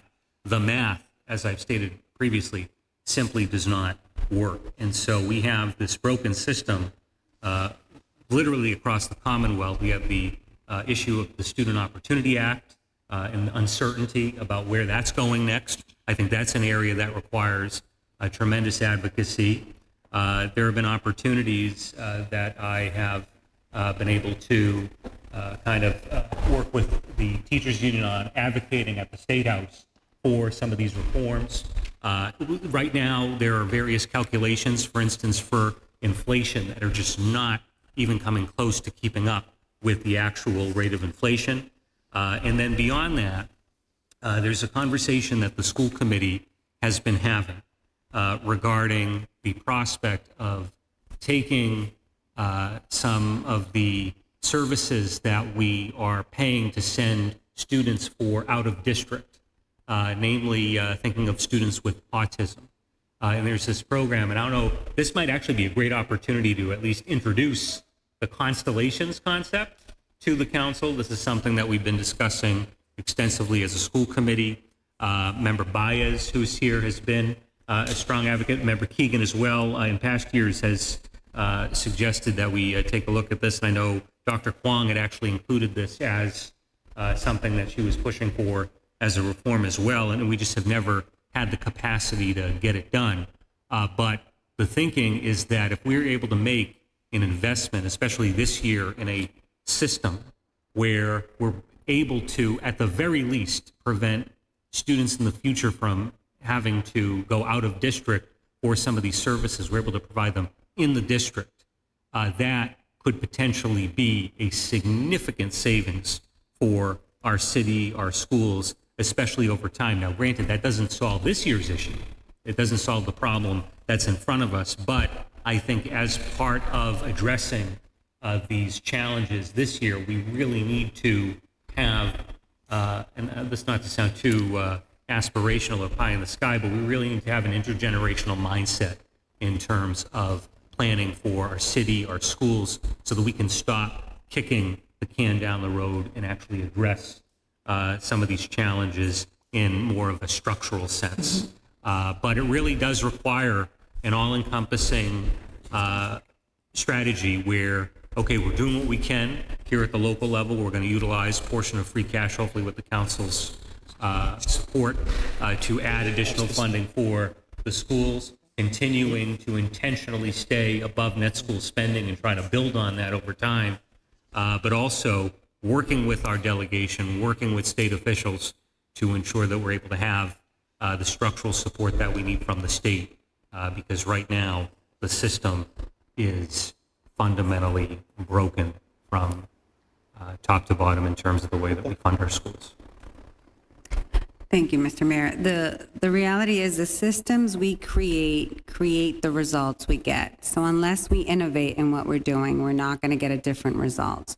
So you're 100% correct. That investment has to be made whether we like it or not. Because if not, every year we'll be back year after year with the same result and the same conversation. by the way, night and day from 2024, 2025 school presentation. I appreciate the delivery today. I'm going to go to you, Councilor DeZoglio, because I know you've been patiently waiting. Then I have a question. Councilor DeZoglio. Thank you, Madam Chair. So how much money are we paying for outside agencies for like BR program assistants? How much are we paying for agencies to come into our schools? This year, I'll have to get that number for you exactly. Because we do have some of them coming in covering vacancies where people we couldn't fill. But I'd have to get the exact number for you. So quick question. Not to the level that we did last year. Okay, I need so to say it's that. decreased because we were. I don't want to quote the number, but it was 6-7 million, a little bit. Yeah, I don't in total. But the question, because again, yeah, I know. Stop. 6, 7. Yeah, Sorry. ridiculous. Okay, I deal with that with sixth graders all day. So the quick question I'm asking with this one, because we have also seniors volunteer programs here in the city for their taxes, depending on would it be beneficial to bring them into volunteer hours to get tax reductions off their property taxes? Would there be positions for them to fill in those areas that you are right now having outsourced? A number of the current positions that we are outsourcing require a specific level of certification and licensure, so that might not, and union affiliations. I was just trying, and also we have an auditorium, and I brought this up on school committee many times. When it was built, it was supposed to be made for outside venues to come in and use, and then COVID hit. And right after we got out of COVID, it seemed to be, we can't have that being rented out. I think it is time to think of ideas now to open that to public, because the 300, the orchestra that came, it was packed. And I thought it was awesome how we used that auditorium, and it was perfect for that performance. So it shows it can work for types of things like that. And it's time. It's time to now open up the ideas. We can't say, oh, well, this is being used. We have to put money first to make sure our kids have our programs. So that's one of my suggestions. Open up the theater, especially during the summertime when there's no kids around. Thank you. Great idea. My question is, so there's a rumor in the streets, and maybe you can clarify that for me. Is this department participating in furloughs? Yes or no? And if you're not, or if you are, how does that work? Want to know if we're participating in furloughs? No, we are not. Majority of our school department doesn't work during the summer. So I don't know how we would furlough them while they have kids in class. So no, furloughs I don't think would be an option for the vast majority of the school department. Thank you. Any other questions? Oh, sorry. Just one more quick question. First of all, Councilor McLaren is a fine example of the product that the Methuen Schools puts out, by the way, so did a great job with her. Thank you. I mean that. My question is, last year we were in a similar situation. Free cash bailed us out. Pink slips went out. They went out this year too, or they might go out by June, I think 5th, I believe you said. What was the collateral damage last year with dedicated employees that had less tenure that actually left and didn't come back? Do you know the percentage or how many? Because that's the real damage that occurs with this crisis that we have every year. I'm glad you brought that up, because I think one of the byproducts of having this crisis every year is it's such a significant distraction to the staff, both professionally and personally, and it brings up a lot of emotions. And when you do receive a pink slip, whether the person handing it to you or not assures you'll be rehired, there's an element of self-preservation where you need to start looking around. I will say that we were very fortunate last year where we were able to retain most of our staff. A couple did look elsewhere and move on. Prior to being in the situations where we've had so many to hand out, we are very fortunate to have, I believe it's an 87% teacher retention rate. So when teachers are able to stay, they generally do and are happy. And we very much prefer that because of the investment that they put into kids and what they mean to the community. But also we invest in other ways in our professional development. They know the curriculum, they know the structures of the school. They know where we need to improve. And it's really difficult to lose a staff member, start over, and have to explain when there is that learning curve while we're trying to make progress. Thank you for that, and I hope the state comes in and helps loosen that gap somewhat. Thank you. Okay. Any further questions? Thank you for your time this evening, for your presentation. Thanks. Just one quick comment, Madam Chair. Mr. Goslin? Just wanted to say thank you. That's all. What's that? Just wanted to say thank you. Oh, you're welcome. Thank you. All right, moving on to Methuen Public Works, and that includes the Recreation Department. You're on page 35, counselors. Good evening, everybody. Good evening. So every year I follow the schools, and that's never easy. This year, I got to sit next to Councilor DiZoglio's brother, who's claiming that Councilor DiZoglio is stealing all his ideas. So that was fun. So very difficult budget this year, obviously. We know that. I was watching last night. I just want to say I support the mayor's proposed budget for DPW. I realize very difficult. I don't think there's been a year, as long as I've been doing this, that we haven't started with, it's a very difficult year this year. I have never seen a budget like this, however. This is extremely difficult. So kudos to the mayor and to the CAFO for putting this together. It's a lonely job, and I think they did a good job sort of getting this all together. I was watching last night, Madam Chair, you asked for some percentages and cuts and things like that, so I did some quick numbers. Director, I appreciate that, but today I noticed who watched and who didn't. So thank you for that, because a lot of the department heads did give that information. So you all know that DPW is broken up in two separate budgets. One is funded by the general fund, and which is funded through taxes, and the other is the enterprise fund for water and sewer and the water treatment plant, which is funded by revenues from our water and sewer bills. So what I'm talking about right now is the general fund, and I've done some analysis. We have about 118 positions across both budgets. 76 and a half positions are in the general fund portion of the budget. So again, I want to say that I support the mayor. Everything I say is just to give you an idea of what we're up against.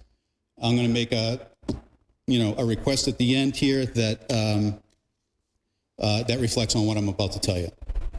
So there's fairly significant cuts in the DPW budget. Most of it has to do with staffing. The mayor called me on a Sunday and said, hey, listen, we got a very difficult budget here. I had a number of empty positions. He said, my goal for DPW is just leave those positions empty so that we don't have to lay anybody off. So that there's a person who doesn't have to leave his role. I had a number of empty positions that we've struggled to fill over the course of a couple of years here. Regardless, staffing in DPW on the general fund side is down about 16%. That's number of people. The budget is down about $900,000, which is about 14%. And I'll be happy to answer questions about specific lines after we just go through this, and I'll try to be as concise as possible. In other expenses, we're relatively level funded. So, a little bit here, a little bit there, a little bit of give and take. When you get onto the third page, and my pages aren't numbered, so I don't know what number we are, but on the third page of my budget, you see utility expenses there. And that includes fuel, electricity, street lighting, et cetera, et cetera. Those are things that sort of are in my budget. They have been historically, but it's really not in my control. It's electricity. We pay all the electric bills for the city that are outside the enterprise fund. So I just did a quick analysis. I think from an operational standpoint, my analysis of what the reductions are really only include personal services and other expenses. And I think the total reduction in just those two sections are about 12%. So what I'm saying is the increase in the utility expenses, the funding increases because we need to meet that. It sort of artificially reduces the percent decrease. So that's the engineering side of me that's sort of overanalyzing that. So I'm happy to answer any questions about specific lines. I just want to reiterate, I can make this budget work. And what I would respectfully ask is that I've talked to every council member here numerous times about constituent issues and things you like to get done. In this budget, we're going to need a little bit of patience, because what happens is I end up with some positions that are empty. Then you have vacations, you have sick time. So there may be things that have to wait an extra day. There are things that, we're obligated to fill a pothole within 24 hours upon notification of that. Those are the things we'll endeavor to maintain our service level on that. But you can't lose, 12% or 14% of your workforce and expect the same level of service. We will, of course, endeavor to do that throughout the year. I got a pothole text just now. 40 right. Sorrento, 26 Sorrento, both of them. You may It's have right noticed here. I don't go to a lot of events because this is what happens. Yeah. Start the clock. Sorrento Ave, Director. Thank you for Full that. Sorrento, you said? 26 and 40. All right, 26 and 40. So they're probably, my people are probably watching right now. They're already on it. Thank you. Counselors, any specific questions for any line item or to the director? I'll start. One of your department is one of the departments that I deal with a lot. We do hear from you a lot. Yeah, and I'm very pleasant with DPW. I'm very pleased. That's the word. That's the word. Yeah. That's the word. And No, I appreciate all the patience you and your team give me. I truly do. My thing is with this furlough. Are they participating in furloughs too? That's the thought right now. Yeah, yes.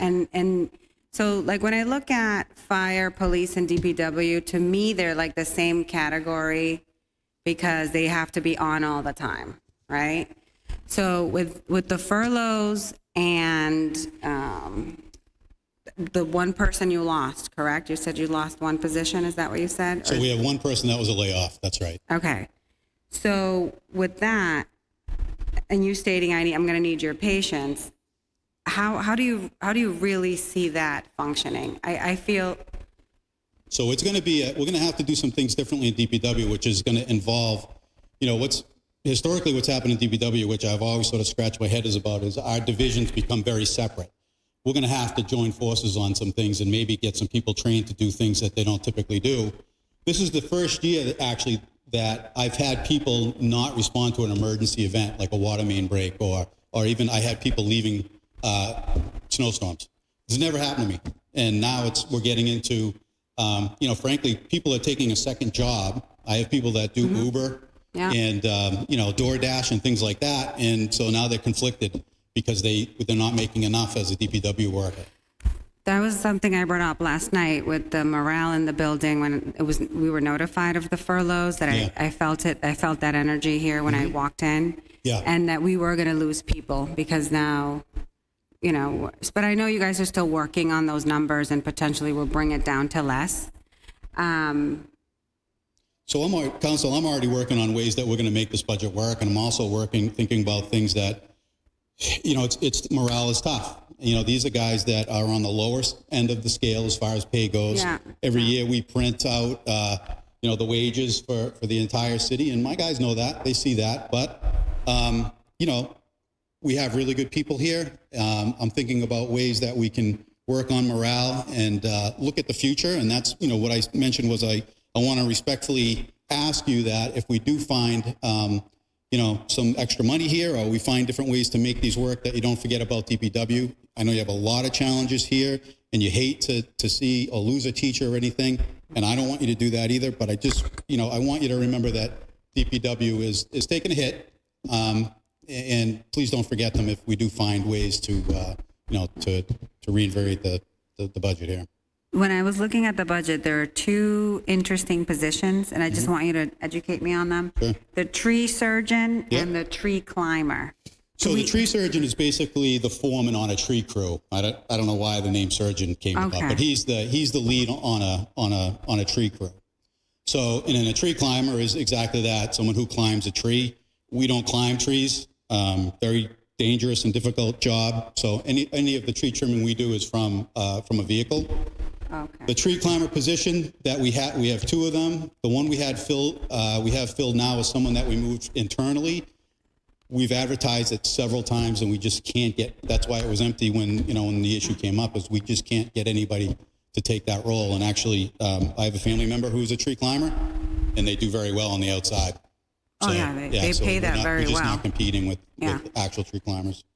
So, but are we actually cutting, not that I want to cut them, I would say, do they actually cut trees every day? Like when they're not cutting or when they're not doing surgery on the tree or climbing, what are they doing? So they do a whole bunch of things. So we take trees down. We have problem trees that we take down all the time. But when we do paving, they raise the canopy for all the roads. We do stump grinding. It's a very specialized, very dangerous, function. Mm-hmm. And we need somebody in there that's skilled, and we have that in the tree surgeon now. And our tree surgeon is actually the tree warden as well. So he goes out and inspects trees as we have calls for dangerous trees and things like that. And then frequently they're out during emergency operations. So if we had the windstorm yesterday, things like that, they're out. They'll be out for days at a time, just cutting trees and making sure that the residents can get around. Okay, questions, counselors? Counselor Samard. Thank you, Madam Chair. Director Bauer, thank you again. Nice look, by the way, with the blazer. Yeah, I was going Miami Vice. You look good. This is my fifth budget, and it seems like every budget I've ever done, the DPW takes the biggest hit. Yeah. And you're always very candid about it. You never make excuses. You do what you have to do, and it's much appreciated. And you men and women work hard, and it's tough because I think as counselors, we garner the most complaints about potholes and beautification and all that, and you're always responding. And I don't expect you. I called you about the potholes on Forest Street recently. Yeah. And I didn't expect you to have it done the next day, but you did, and I appreciate that. Yeah. And if you didn't have it done, I understand because you're always shorthanded, always out of budget. So, and I know you men and women, they complain the least to me, by the way, as a counselor, That's because right. they just do it, and it's much appreciated. But moving forward, like you said, if there's a transfer, a line item transfer, or that you need, I'm receptive to that because, like I said, you guys take the biggest hit, and I think you work, as far as labor, you guys work the hardest in the city. So I appreciate that. It's much appreciated.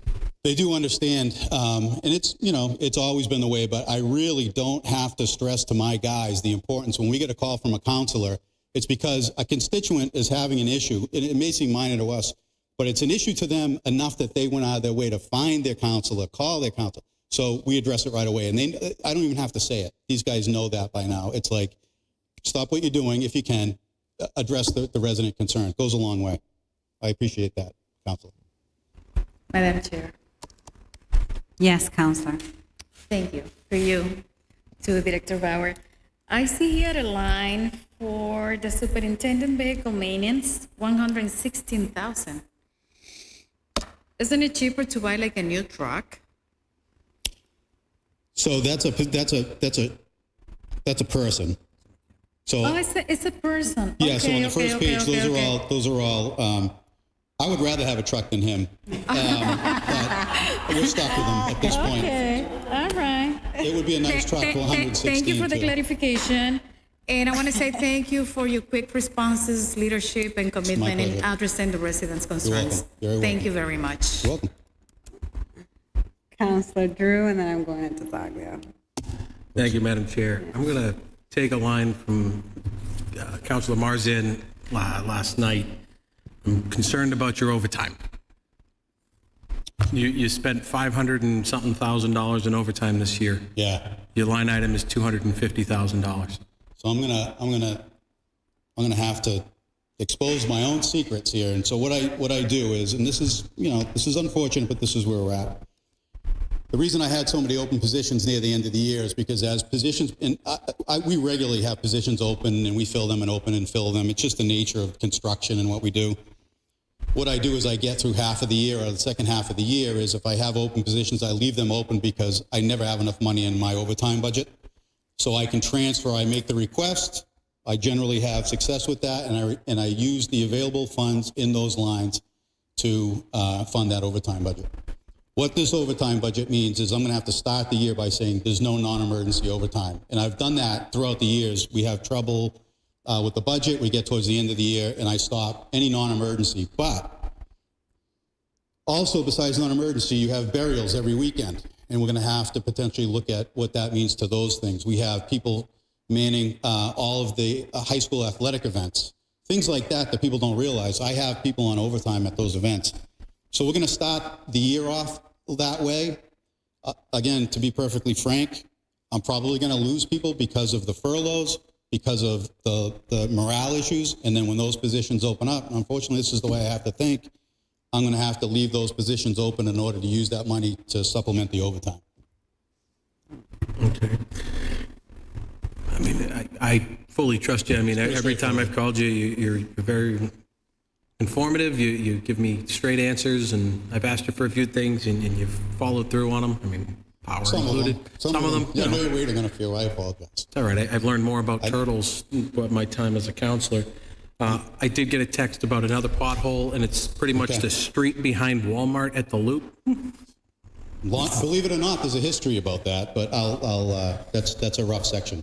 So just so you know, a portion of that road, it's called technically Mall Road. A portion of it is a city roadway, and it's on our list for paving treatment along with Forest Street, along with Milk Street, along with a couple of the trouble spots. Just to throw that up. There's been much debate over that section throughout the years, but yeah, we'll address it. Okay. And then just on the, I know you have a wonderful employee who works for you, does a great job with all of our events and everything.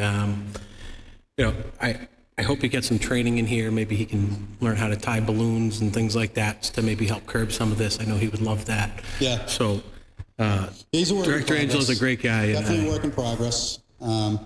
We continue to work with him every day. Thank you. Councilor DeZoglio. So, thank you, Madam Chair. I commend Pat for saying that he's going to manage this budget, but you guys take a hit since I've known about DPW, you guys take a hit every year. Yeah. And I'm sorry, I think with all the things you guys do, and I know a majority of your employees, I grew up with them, I grew up with their kids, and they do so much for us. And to see even the overtime getting hit, not filling in positions, I'm going to be honest with you, I do not know how you guys are going to function. And I think one of the ideas that we need to do is, because I'm sorry, I can't in good conscience look at this budget, and I know the mayor did the best he could, and I'm not saying that he's wrong in doing this, but I think when we get money back from the state on things, I'm just requesting, Mr. Mayor, that you reappropriate some of the money that you're going to fill in back to DPW. I'm just giving that opinion because I see the roads, I see everything that we're doing here, and every progress we're going to try and make is going to go backwards. And I'm sorry, you can't do it to these guys. I know them. I know how much they work hard, and I know you know them too. And I'm not trying to put you on a spot because I know you're in a tough position, but I see where this is going. And Director Bauer is being great about it, but as the counselor and my constituents that constantly call me for issues, and Pat's dealing with me every day and John about other issues like bird sanctuaries and stuff. All right, and Steve on top of it. These guys do so much, and if we lose them along with these other guys, the city's going to fall apart. And I'm just being blunt about it. And police and fire could do all they want, but if they don't have roads to get to where they need to be, And what good is it? So whatever we can do, and I can't say we'll see this, say we need to make that decision when we get money back to reappropriate. If not, we got to sit down and have creative ideas, because I'm very concerned with this budget on this one. So. Yeah, I couldn't agree more, Councilor. Just so the public is aware, when it comes to road fixes, thankfully we get support through Chapter 90 from the state. Governor Healy has increased that for us, and I'm grateful to the governor for that. And then beyond that, we have allocations in our capital improvement plan. So in terms of fixes to roads, for instance, the council, thank you, just approved a contract that's going to allow us to proceed with full depth reclamation of several streets in our city. That's funded through Chapter 90, the CIP. And so there's going to be other contracts coming before you in the coming weeks as well. So in terms of our paving program, just keep in mind that that's technically outside of the operating budget that's funded through the CIP. And so we're going to continue to make those investments in catching up on road fixes and the like. But, you know, I couldn't agree more. And now I think, especially tonight with the second night of the workshops, when you see the situation that the schools are dealing with, when you see the situation that all of these departments collectively are facing, add into that the concern about laying off people. Now I think you might be starting to see why we're looking at things like furloughs, why we're looking at things like trying to tighten up overtime. And I walked the council last night through the challenges that we're dealing with in terms of health insurance, in terms of all of these different factors that are causing, as we've referenced, this perfect storm of pressures that are on our city. And so I think the picture, I hope, is now abundantly clear of the situation we're dealing with. But at the same time, even though this budget is something that is not good, ultimately, it's something that's very difficult, it's very painful. When we look at municipalities like Lowell, when we look at municipalities like New Bedford, municipalities across the country, namely the Commonwealth, but also across the country, we're doing the best we can to manage with what we have, also understanding that our residents are tapped out. They're taxed enough right now already, and so we're trying to achieve a very difficult balance considering all of these pressures. But I couldn't agree more. This is not easy. Yes, Councilor. So one of the suggestions that the roads is just one thing, but when you see weeds growing out of your sidewalks, they come and clean those out. So one of the suggestions, I was actually talking to the sheriff a few months ago, and I know that people don't want to hear this, but to do some of the groundskeeping, we should be getting some of the prisoners that are trying to get hourlies to work off things, to be bringing them in and cleaning our sidewalks, doing maybe possibly doing certain things to clean up the city to help reduce some of that burden so they could go and do other things that are desperately needed. Hey, that's one suggestion. I know people might look at it. We do that. Yeah. Okay. Yeah. We just buy them lunch. Yeah. See? Yeah, we get them as much as we can, but we're competing with other communities. But we get them quite a bit. Yeah. There's a trade-off because you have to stay with them, but we buy them lunch. Yeah. So yeah, we kind of tapped into all of those sort of little things we can do to help, but it's an available resource for us. Another suggestion, just seeing from fire, police, and DPW, and Councilor Drew and I have talked about this, is looking at the rental enterprise idea where we rent our vehicles from them, and maybe Councilor Drew can, follow up with it because you know more about this than I do, because your company does it as well. So if you could carry on that idea, like what you guys do. Yes, I am putting you on the spot. Yeah. Thank you for putting me on the spot. Yeah. Madam Chair, can I? Yeah, absolutely, Councilor. Yeah. Thank you. Sorry, Madam Chair. Yes, I think we've spoken a little bit in the business I'm in, we rent our vehicles, we lease them, they all go through that enterprise program. Enterprise is the actual business, like the rental car. And you are able to kind of lease your vehicles, and it helps the maintenance and that kind of thing. It's definitely something that's a larger plan that would have to be put into place and implemented. I'd love to sit down with the director and even the police and fire chief and the mayor and try to kind of pull that all together a little bit better than trying to do it right here on the floor. So I could explain, there is cost savings that can come from it, and I understand where you're heading. It's just, it gets convoluted, and I don't really want to bog everybody down while it's 95 degrees in this room, so. Wait, to you, Madam Chair. I don't care about the 95 degrees. I just saw a budget that I'm not happy with, and I'd rather throw the ideas out there now so the public knows that we're coming up with ideas, instead of seeing many council meetings in the past that people go, oh, this is a terrible thing going on, and they sit there and they just pass the budget, and then nobody's throwing ideas around. I want to know, I want the public to know with this bad budget that we have ideas. And I'm sorry if that, makes people smile, but I think this is actually really bad. And being here tonight, I want ideas. Counselor, I appreciate the heart you're putting into this and where you're going. I wanted to, because we still have, excellent. We still have to talk about solid waste, which we just had the 850,000 tobacco. We had to, so if you could humor us, we could do a special meeting just for that if you'd like. But right now, let's focus on this, if that's okay. Did you have your hand up, Counselor Marsan? Okay, there you go.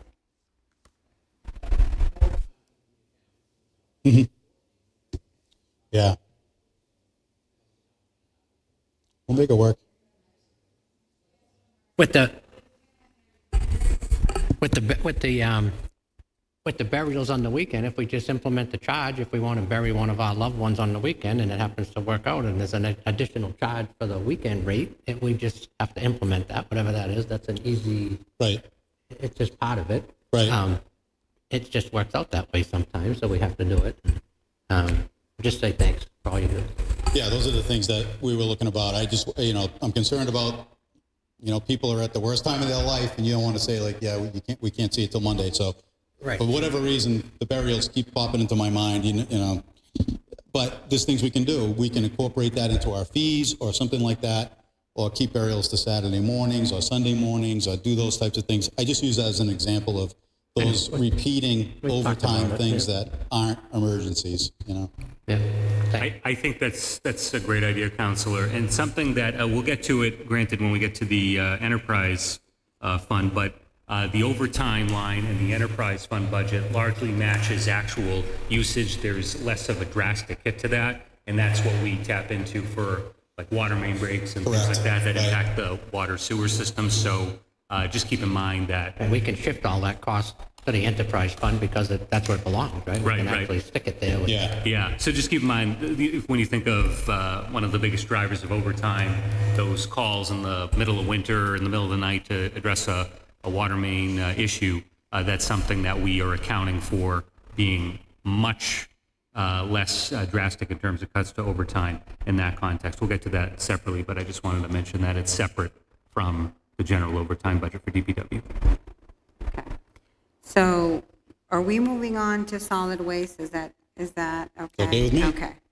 That is on page, I need my glasses. Hold on. Page 38, counselors.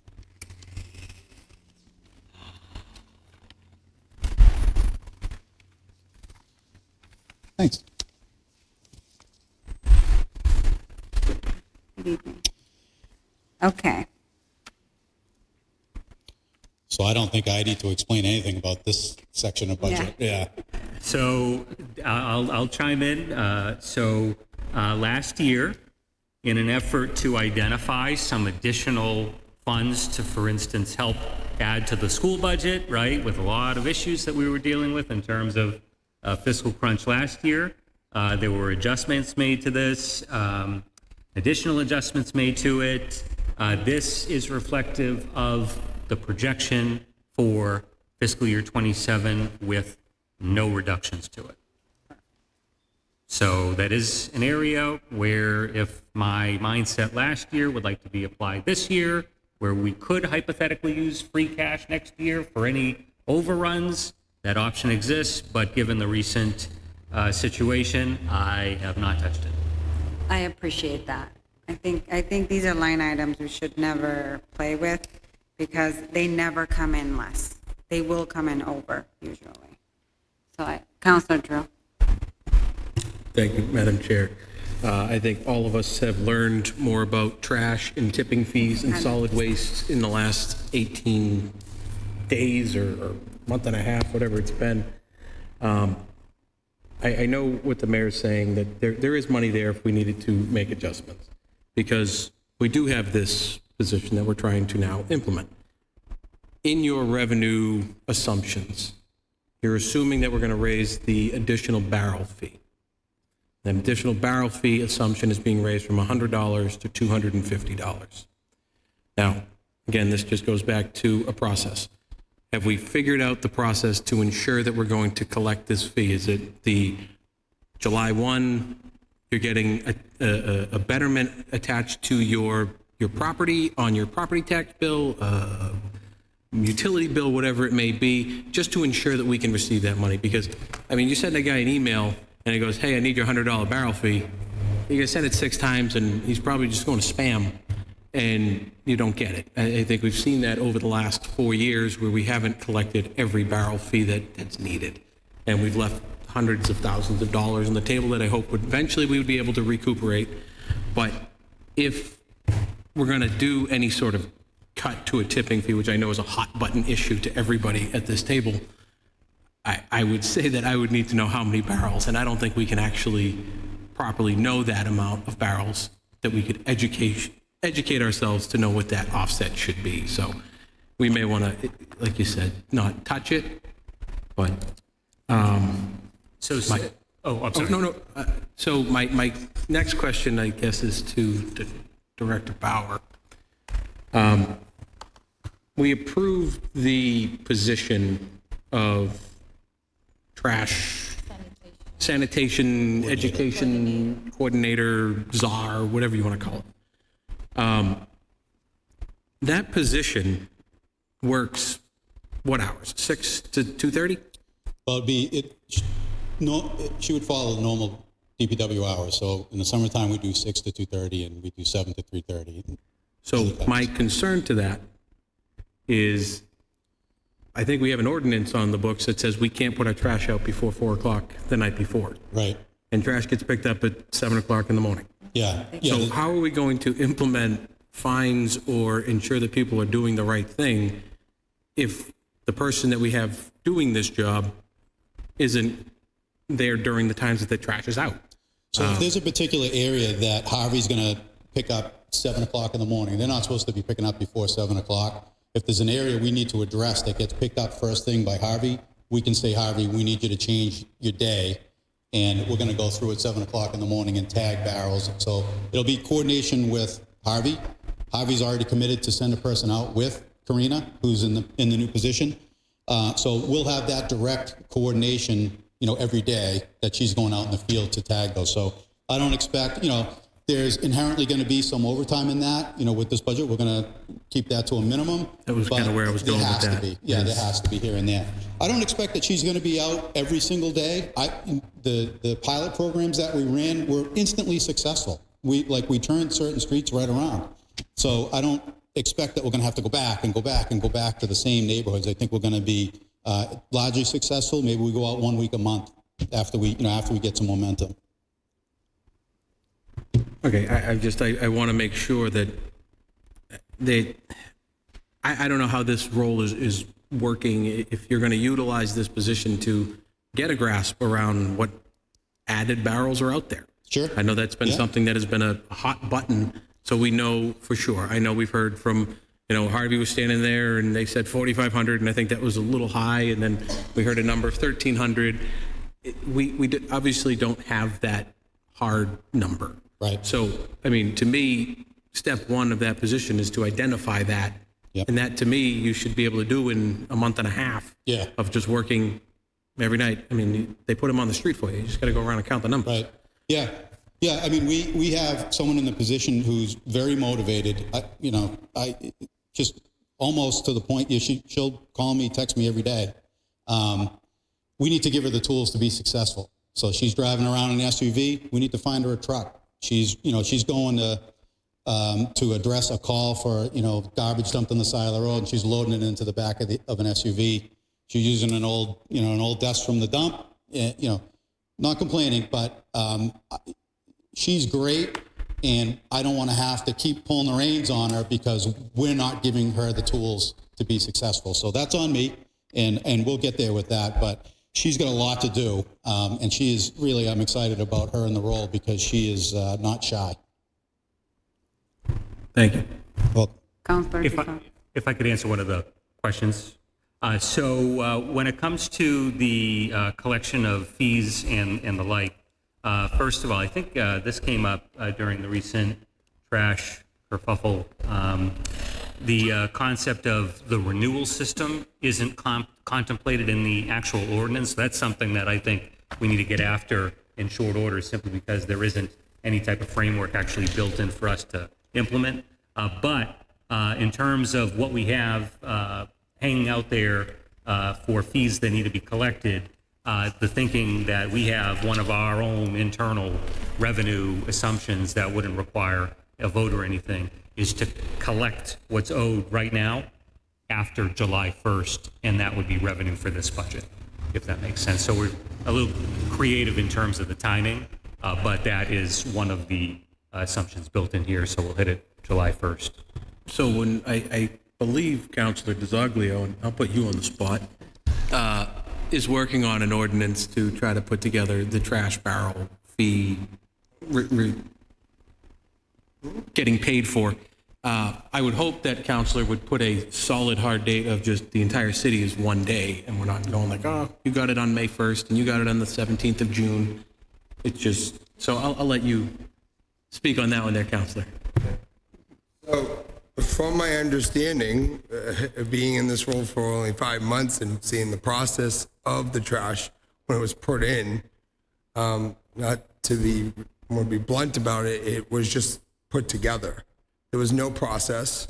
You had DPW director suspending barrel of trash if you didn't have overflow, or you littered your overflow, or you contaminated your trash barrels over a certain amount of time. DPW director had to hold a hearing to see if you have your trash, which right off the bat would be awful. Pat is DPW plus engineer, so him holding hearings about people keeping their trash barrels, their original trash barrels, is absolutely insane. That's one. Two, are you really going to take away two recycling bin and a trash barrel? So then illegal dumping would start occurring all over the city. So, and this was approved when you guys came up with the trash program. Second of all, you're right. Your fees are under. I've actually contacted Harvey.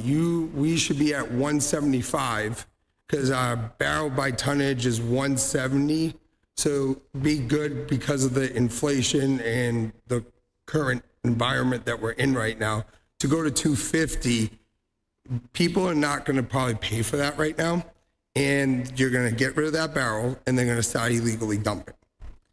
So I would suggest the mayor to start slowly, all right, be ahead of it, but not break the wallet for them. Go 175, 195, and 205. That's what I'm proposing. And also, though, you need to start hitting fines with people contaminating these barrels, because you also, when you recycle and you put trash in it, you get penalties against you for recycling. So with the tonnage, is including penalties as well. This is that me? Probably someone's calling me, telling me, wow, Ryan. Okay. I don't even know where my phone is.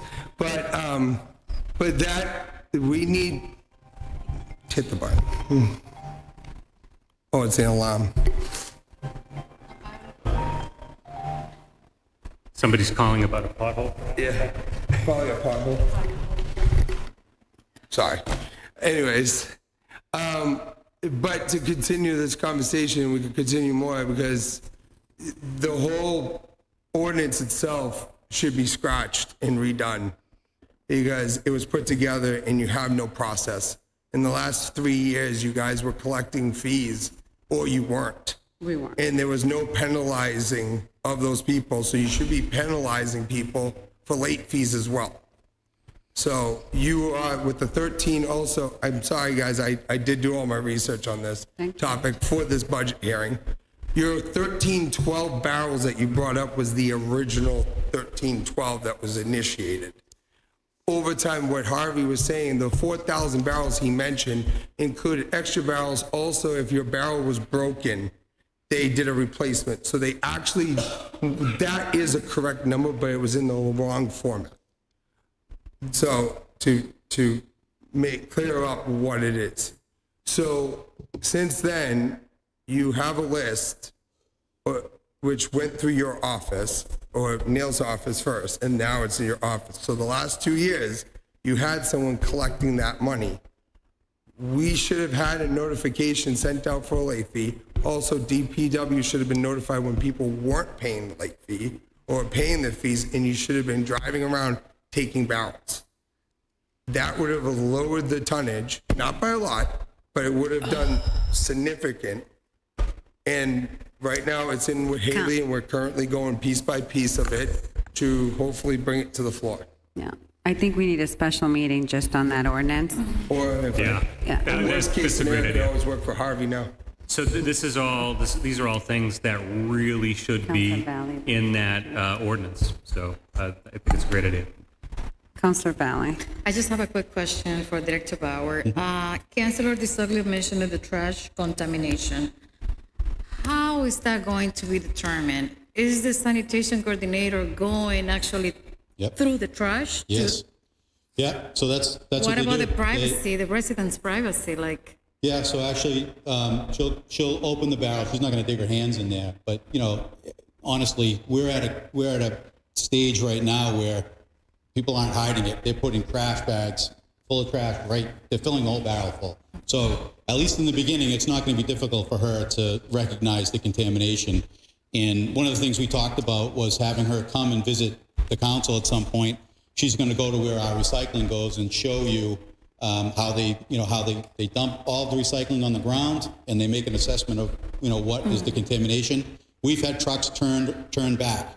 You can't even dump it. There's so much contamination in it. So, and we have to pay. We have to pay a fee to Harvey for that contamination. And honestly, I think you heard me say it before. When we started this program, we wanted to be so easy for residents that we didn't enforce that, and that was a mistake. Now, hindsight is 2020. We should have been really strict right from the beginning. We wanted to make it a soft landing for everybody, and it just got away from us. So now we have to put the horse back in the barn a little bit. But we've already talked about it extensively with the coordinator. Okay, thanks.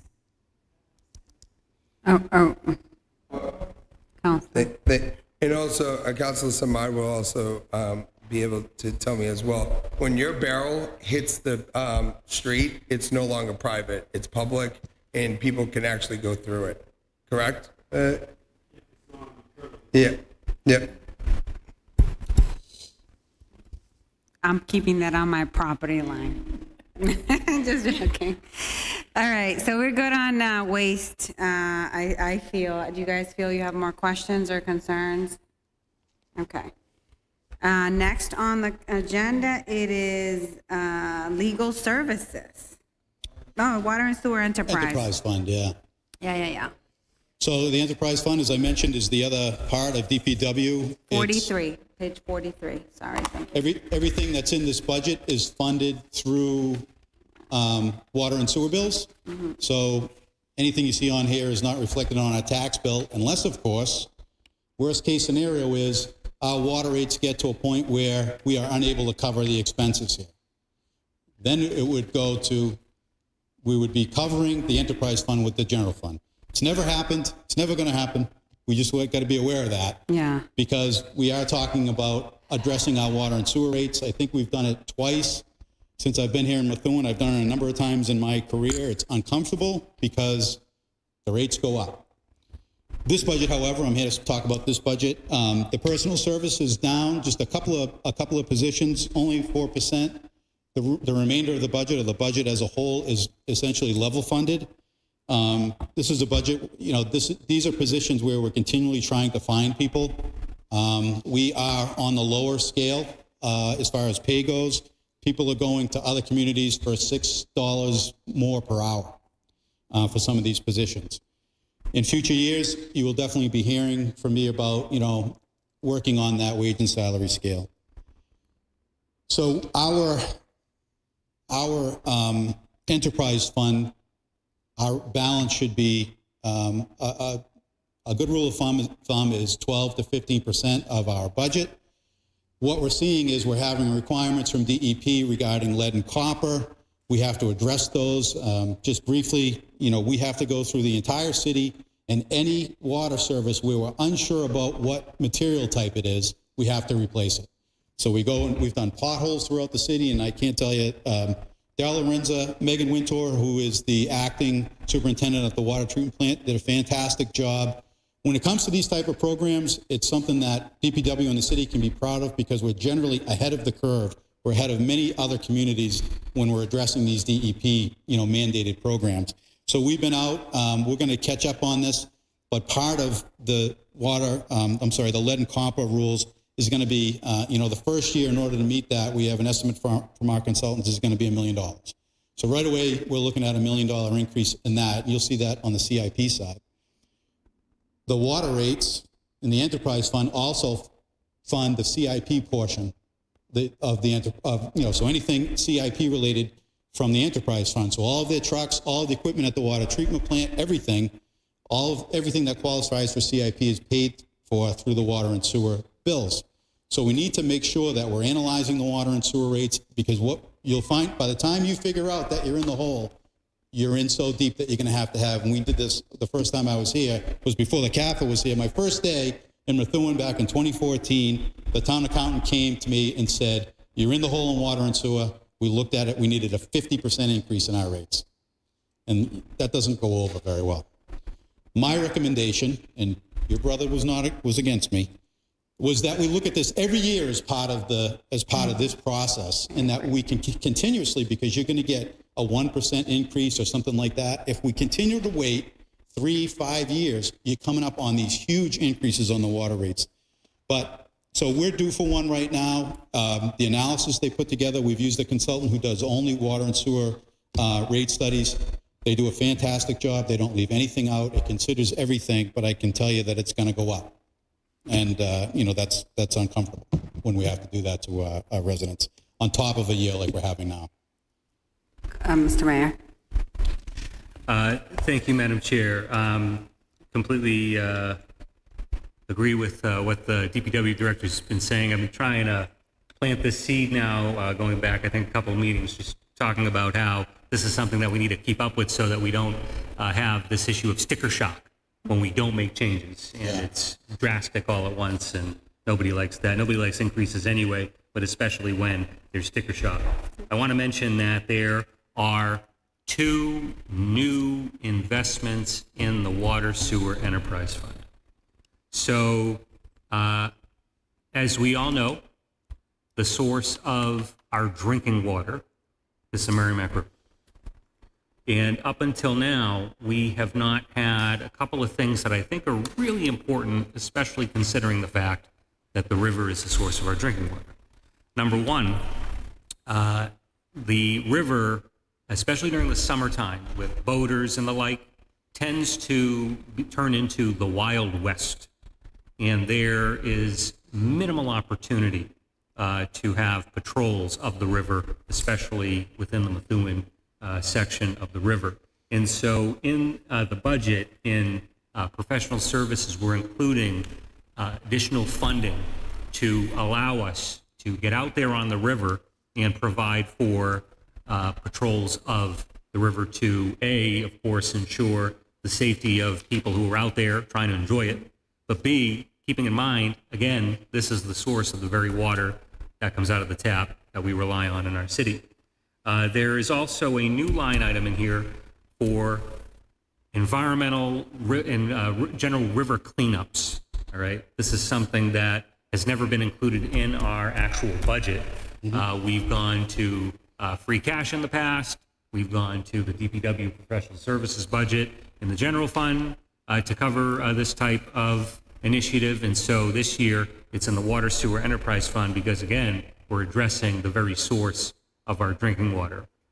Something else that we are thinking creatively about, I don't have any formal announcements to share, but just so you get a sense of some of the things that we're discussing internally, is that we provide a portion of Drake's drinking water to them.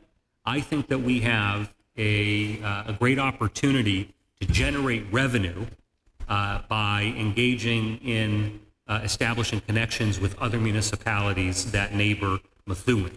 And so right now, I have been in contact with Mayor Melinda Barrett in the city of Haverhill. I know Director Bauer's been in touch with, I believe his name is Bob Ward, the DPW representative from Haverhill, and they're dealing with issues relative to their water supply. They rely, I believe, on Canosa Lake for their water.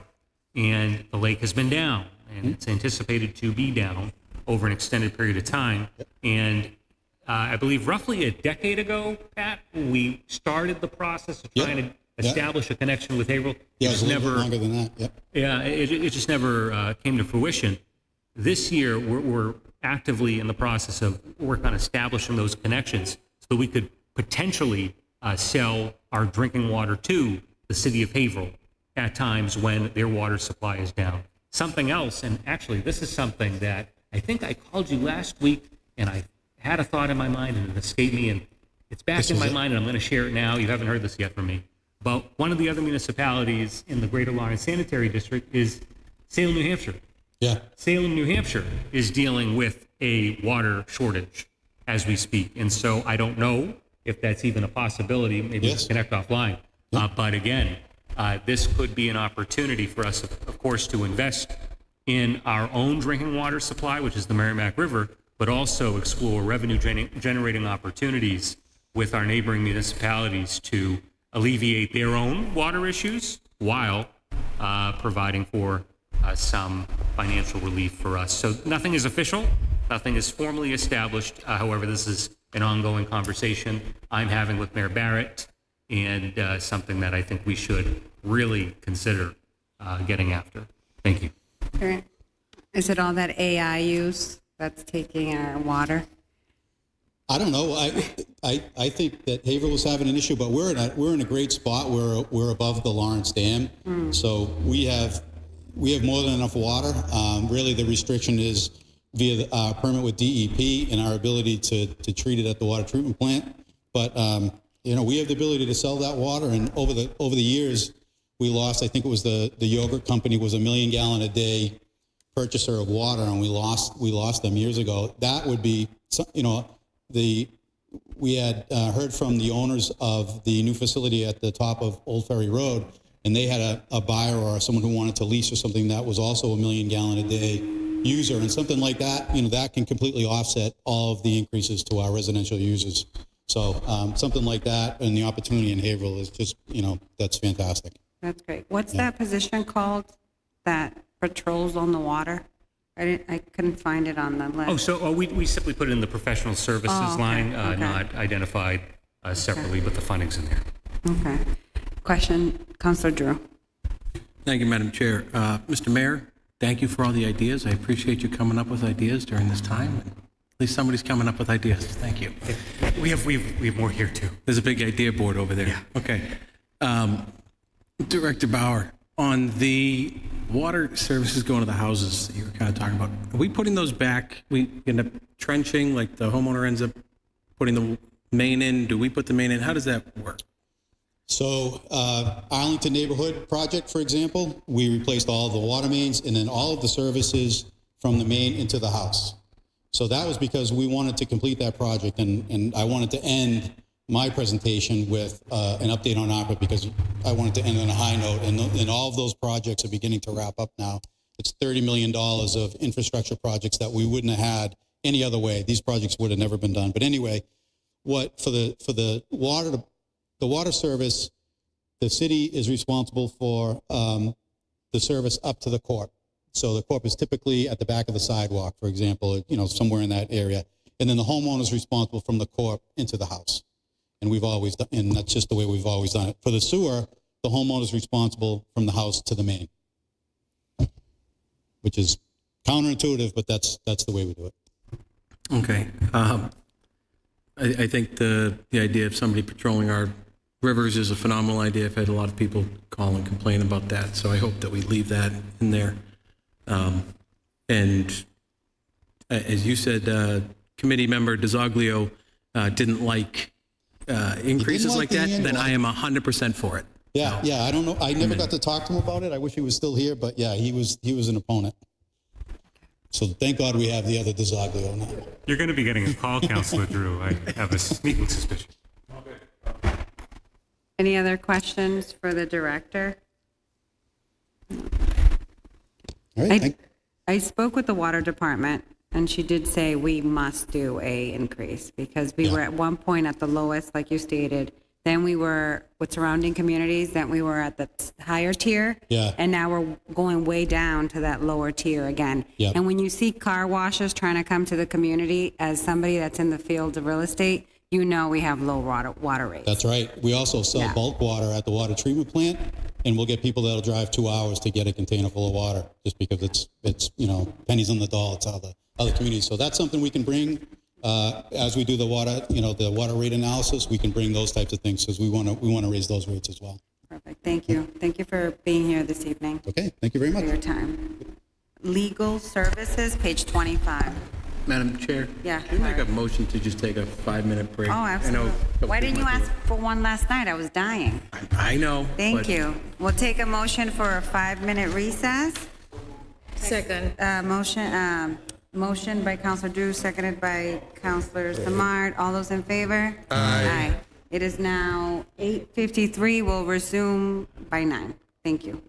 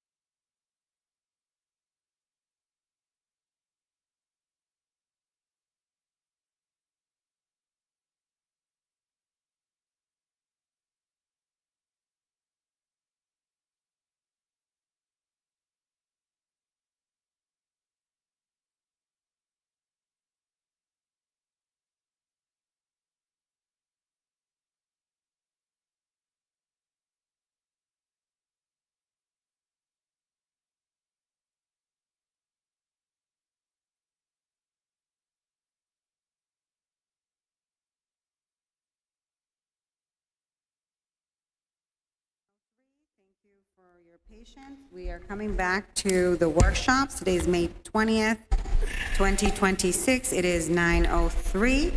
Madam Vice, could you please take the roll? Sure, Counselor Santos? She's back. Counselor Samard? Here. Counselor Valley? Here. Counselor DeZoglio? Present. Counselor Drew? Here. Counselor McLaren? Present. Counselor Marsan? Here. Counselor Pesh is here, and Chair Soto. Present. Thank you, Madam Vice. Next on our agenda, it is legal services, and that's page 25. Good afternoon, Madam Chair. So what I will say is, while the legal office falls under the jurisdiction of the council and I'm appointed by the council, the mayor graciously worked together with me, and I've been able to make voluntary, significant, but necessary cuts to the legal budget to help balance the budget. Primarily through personnel services, all of the employees of the legal department will participate in the furlough. And that eliminates $81,746.91. Included in that figure, we're also eliminating the in-house part-time in-house counsel part-time position / hearing officer position. And I will say, just addressing Councilor DeZoglio's concerns about that. So nobody in the city will be needing to do hearings anymore. There is a function in the city municipal ordinances for a city hearing officer, and that function will now be fulfilled by my office and by the currently existing legal staff. So whatever, and that position is intended to do hearings of all issues regarding the city, consolidated hearing issues, required to have hearing times at night for the convenience of the public. So we'll be restructuring and organizing to make sure that that's covered. So as we issue trash fees or other things like that, or fines, we'll take care of that. We have been more proactive in that area already with inspectional services. Although inspectional services has levied fines over the years, there's been sort of a breakdown of them being able to collect them. Some people, of course, pay right away because they're upstanding and they want to clear their account, but many people don't pay them, and so now we're having a flow of those cases to us. We try to get them paid nicely, and if that intervention doesn't work, then we go to court and take that option. And we also have an option to add a lot of these fines if they go unpaid for a period of time to the tax bill. So we're working with the tax collector to make sure that we have that process in place over the next year, so we're maximizing the ability to collect revenue. It doesn't happen instantly, but if it's on your tax bill, eventually it gets paid if you owe it. So, and that doesn't mean people don't have the ability to appeal these. They can appeal them to the hearing officer. If they don't like the hearing officer decision that we issue, they can go to court. We'll defend all of that. We have sufficient staff, and we're staffed up to do that. So I just wanted to speak to that since you had mentioned it. Also, we've reduced professional services outside counsel line item by 20,000, additional 20,000 from last year's 60,000.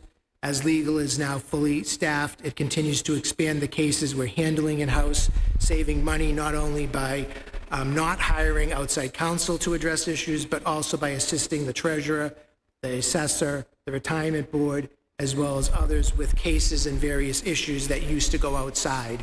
Not doing all of them yet, but we're doing a lot of those. And some of those cases weren't being addressed at all because there wasn't money in their budgets for those. And many of those cases with the tax collector, assessor, and others result in revenue that we can bring back into the city. And so we're trying to focus on that. In addition, we're decreasing our request for damage claims by 25,000 from last year. We've had a decline in claims, and we're more judicious about the claims we're paying. People in the public are sort of under a mistaken impression that we're responsible for everything. There are certain things we're responsible, primarily potholes that have been reported, things like that, snowplow incidents, but we're also making a concerted effort working with DPW to make sure that, like, all our plowing contractors are up to date with their insurance. So all those claims that come in, we shift them off to the contractor's insurance, and they get paid that way, so they don't have to get paid out of the city accounts. And so we're doing a better job with that. So overall, the legal budget for FY26 was 674,209.18. For FY27, we've got it down to 616,762.45, and that represents an approximate $57,446 reduction year over year, which is about 8.5% reduction from FY26. We don't see any issue with providing service and even expanding service with our existing staff. And so I think that's good, and we will be able to do that. And as I said, we will be taking the furloughs, in a way that makes sense for our office as well. Thank you, Mr. Solicitor. I have a question, I think it's for the CAFO. Based on the percentage that you just provided for legal on the one you gave me, Madam CAFO, it's negative 5%. Are we capturing? So I think we should just use the COLAs or I was doing my percentage. furloughs?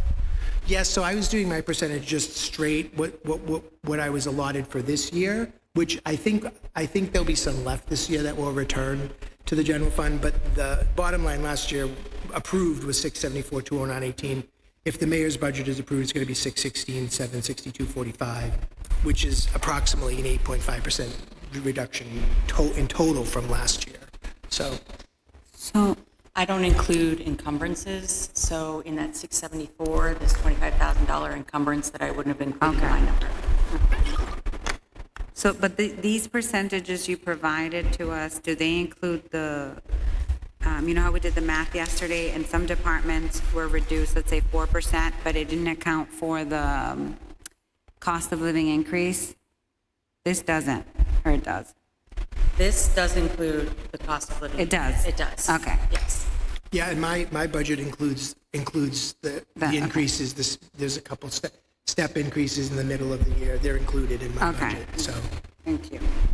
All right, any questions for the legal department? Counselor Drew. Thank you, Madam Chair. Couple of quick ones.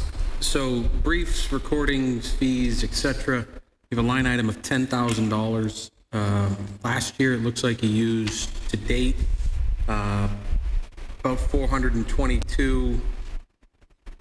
I'm just wondering, why are we seeing a huge increase like that? The increase for that line item is directly related to two cases that we have on appeal, and I won't mention what they are, but I'm happy to discuss them with you. And they're rather significant cases at the appeals court that could result in a lot of liability for the city, and we will need to spend that on those briefs. Okay.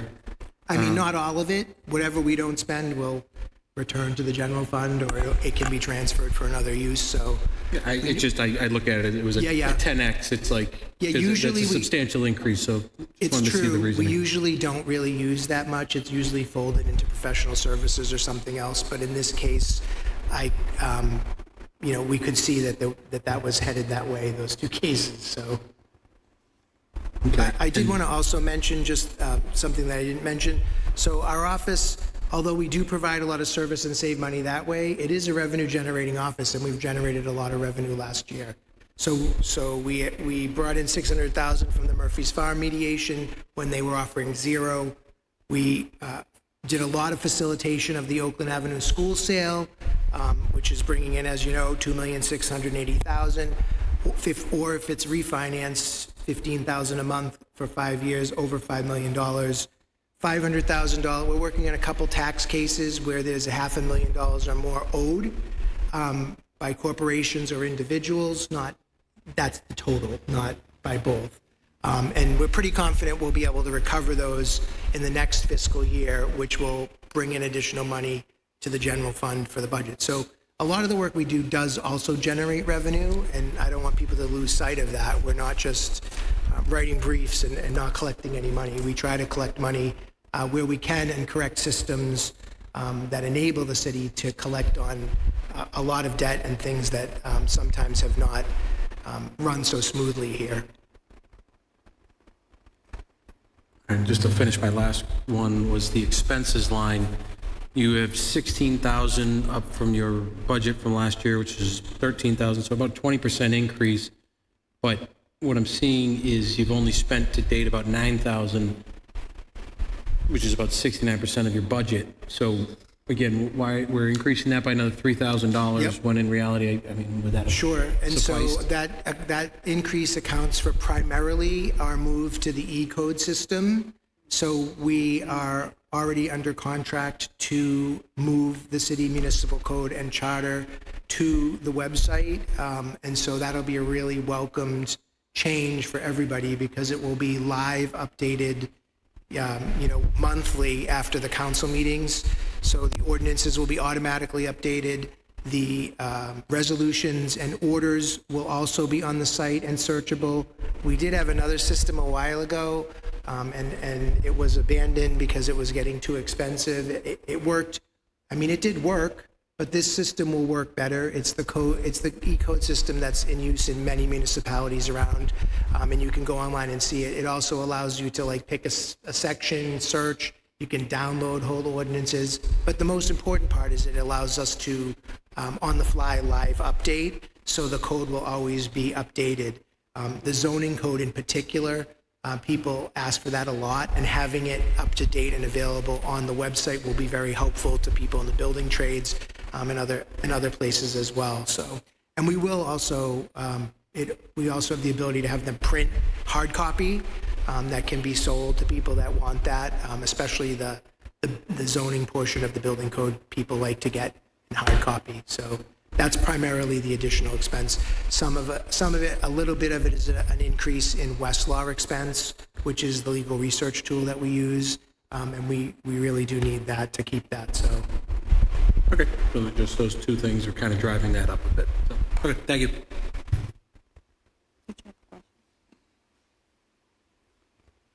Who had their hand? I'm sorry. Valley? No.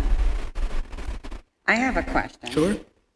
Let me see, where was it? The damages and incidentals. What is that line item? So damages and incidentals covers the claims that people file for mailbox getting taken out by a plow. It also covers utility poles that might get taken out by DPW or lines. It covers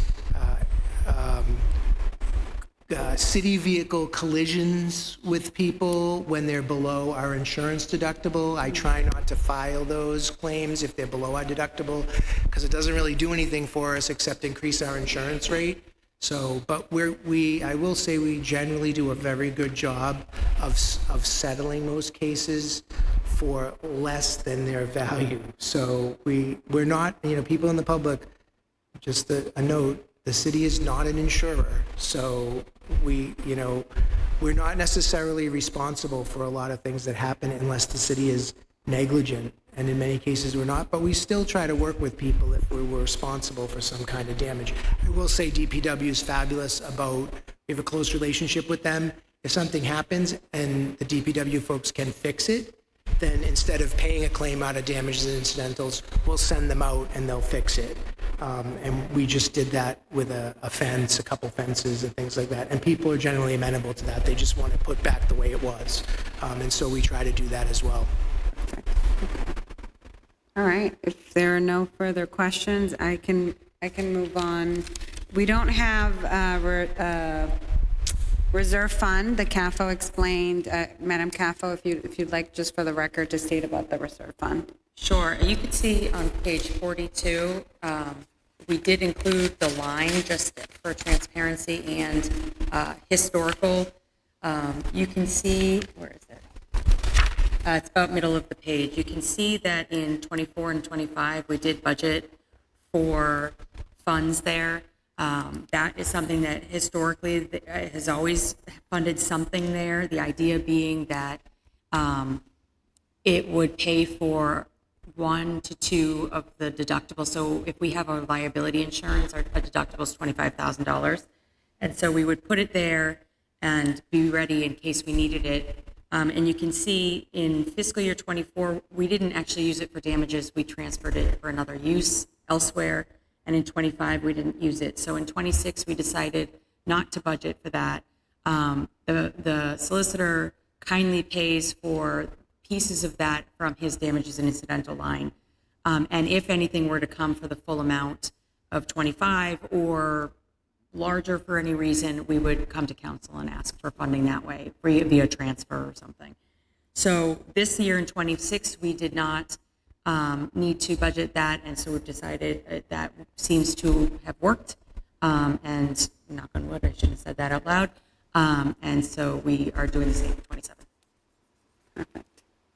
And as you may have heard or not, capital improvement is not 100% ready because that can be delivered after the budget, correct? Yeah, so like we had talked about on Monday night, and I won't go back into it, but we put a pause on part of fiscal year 26's CIP.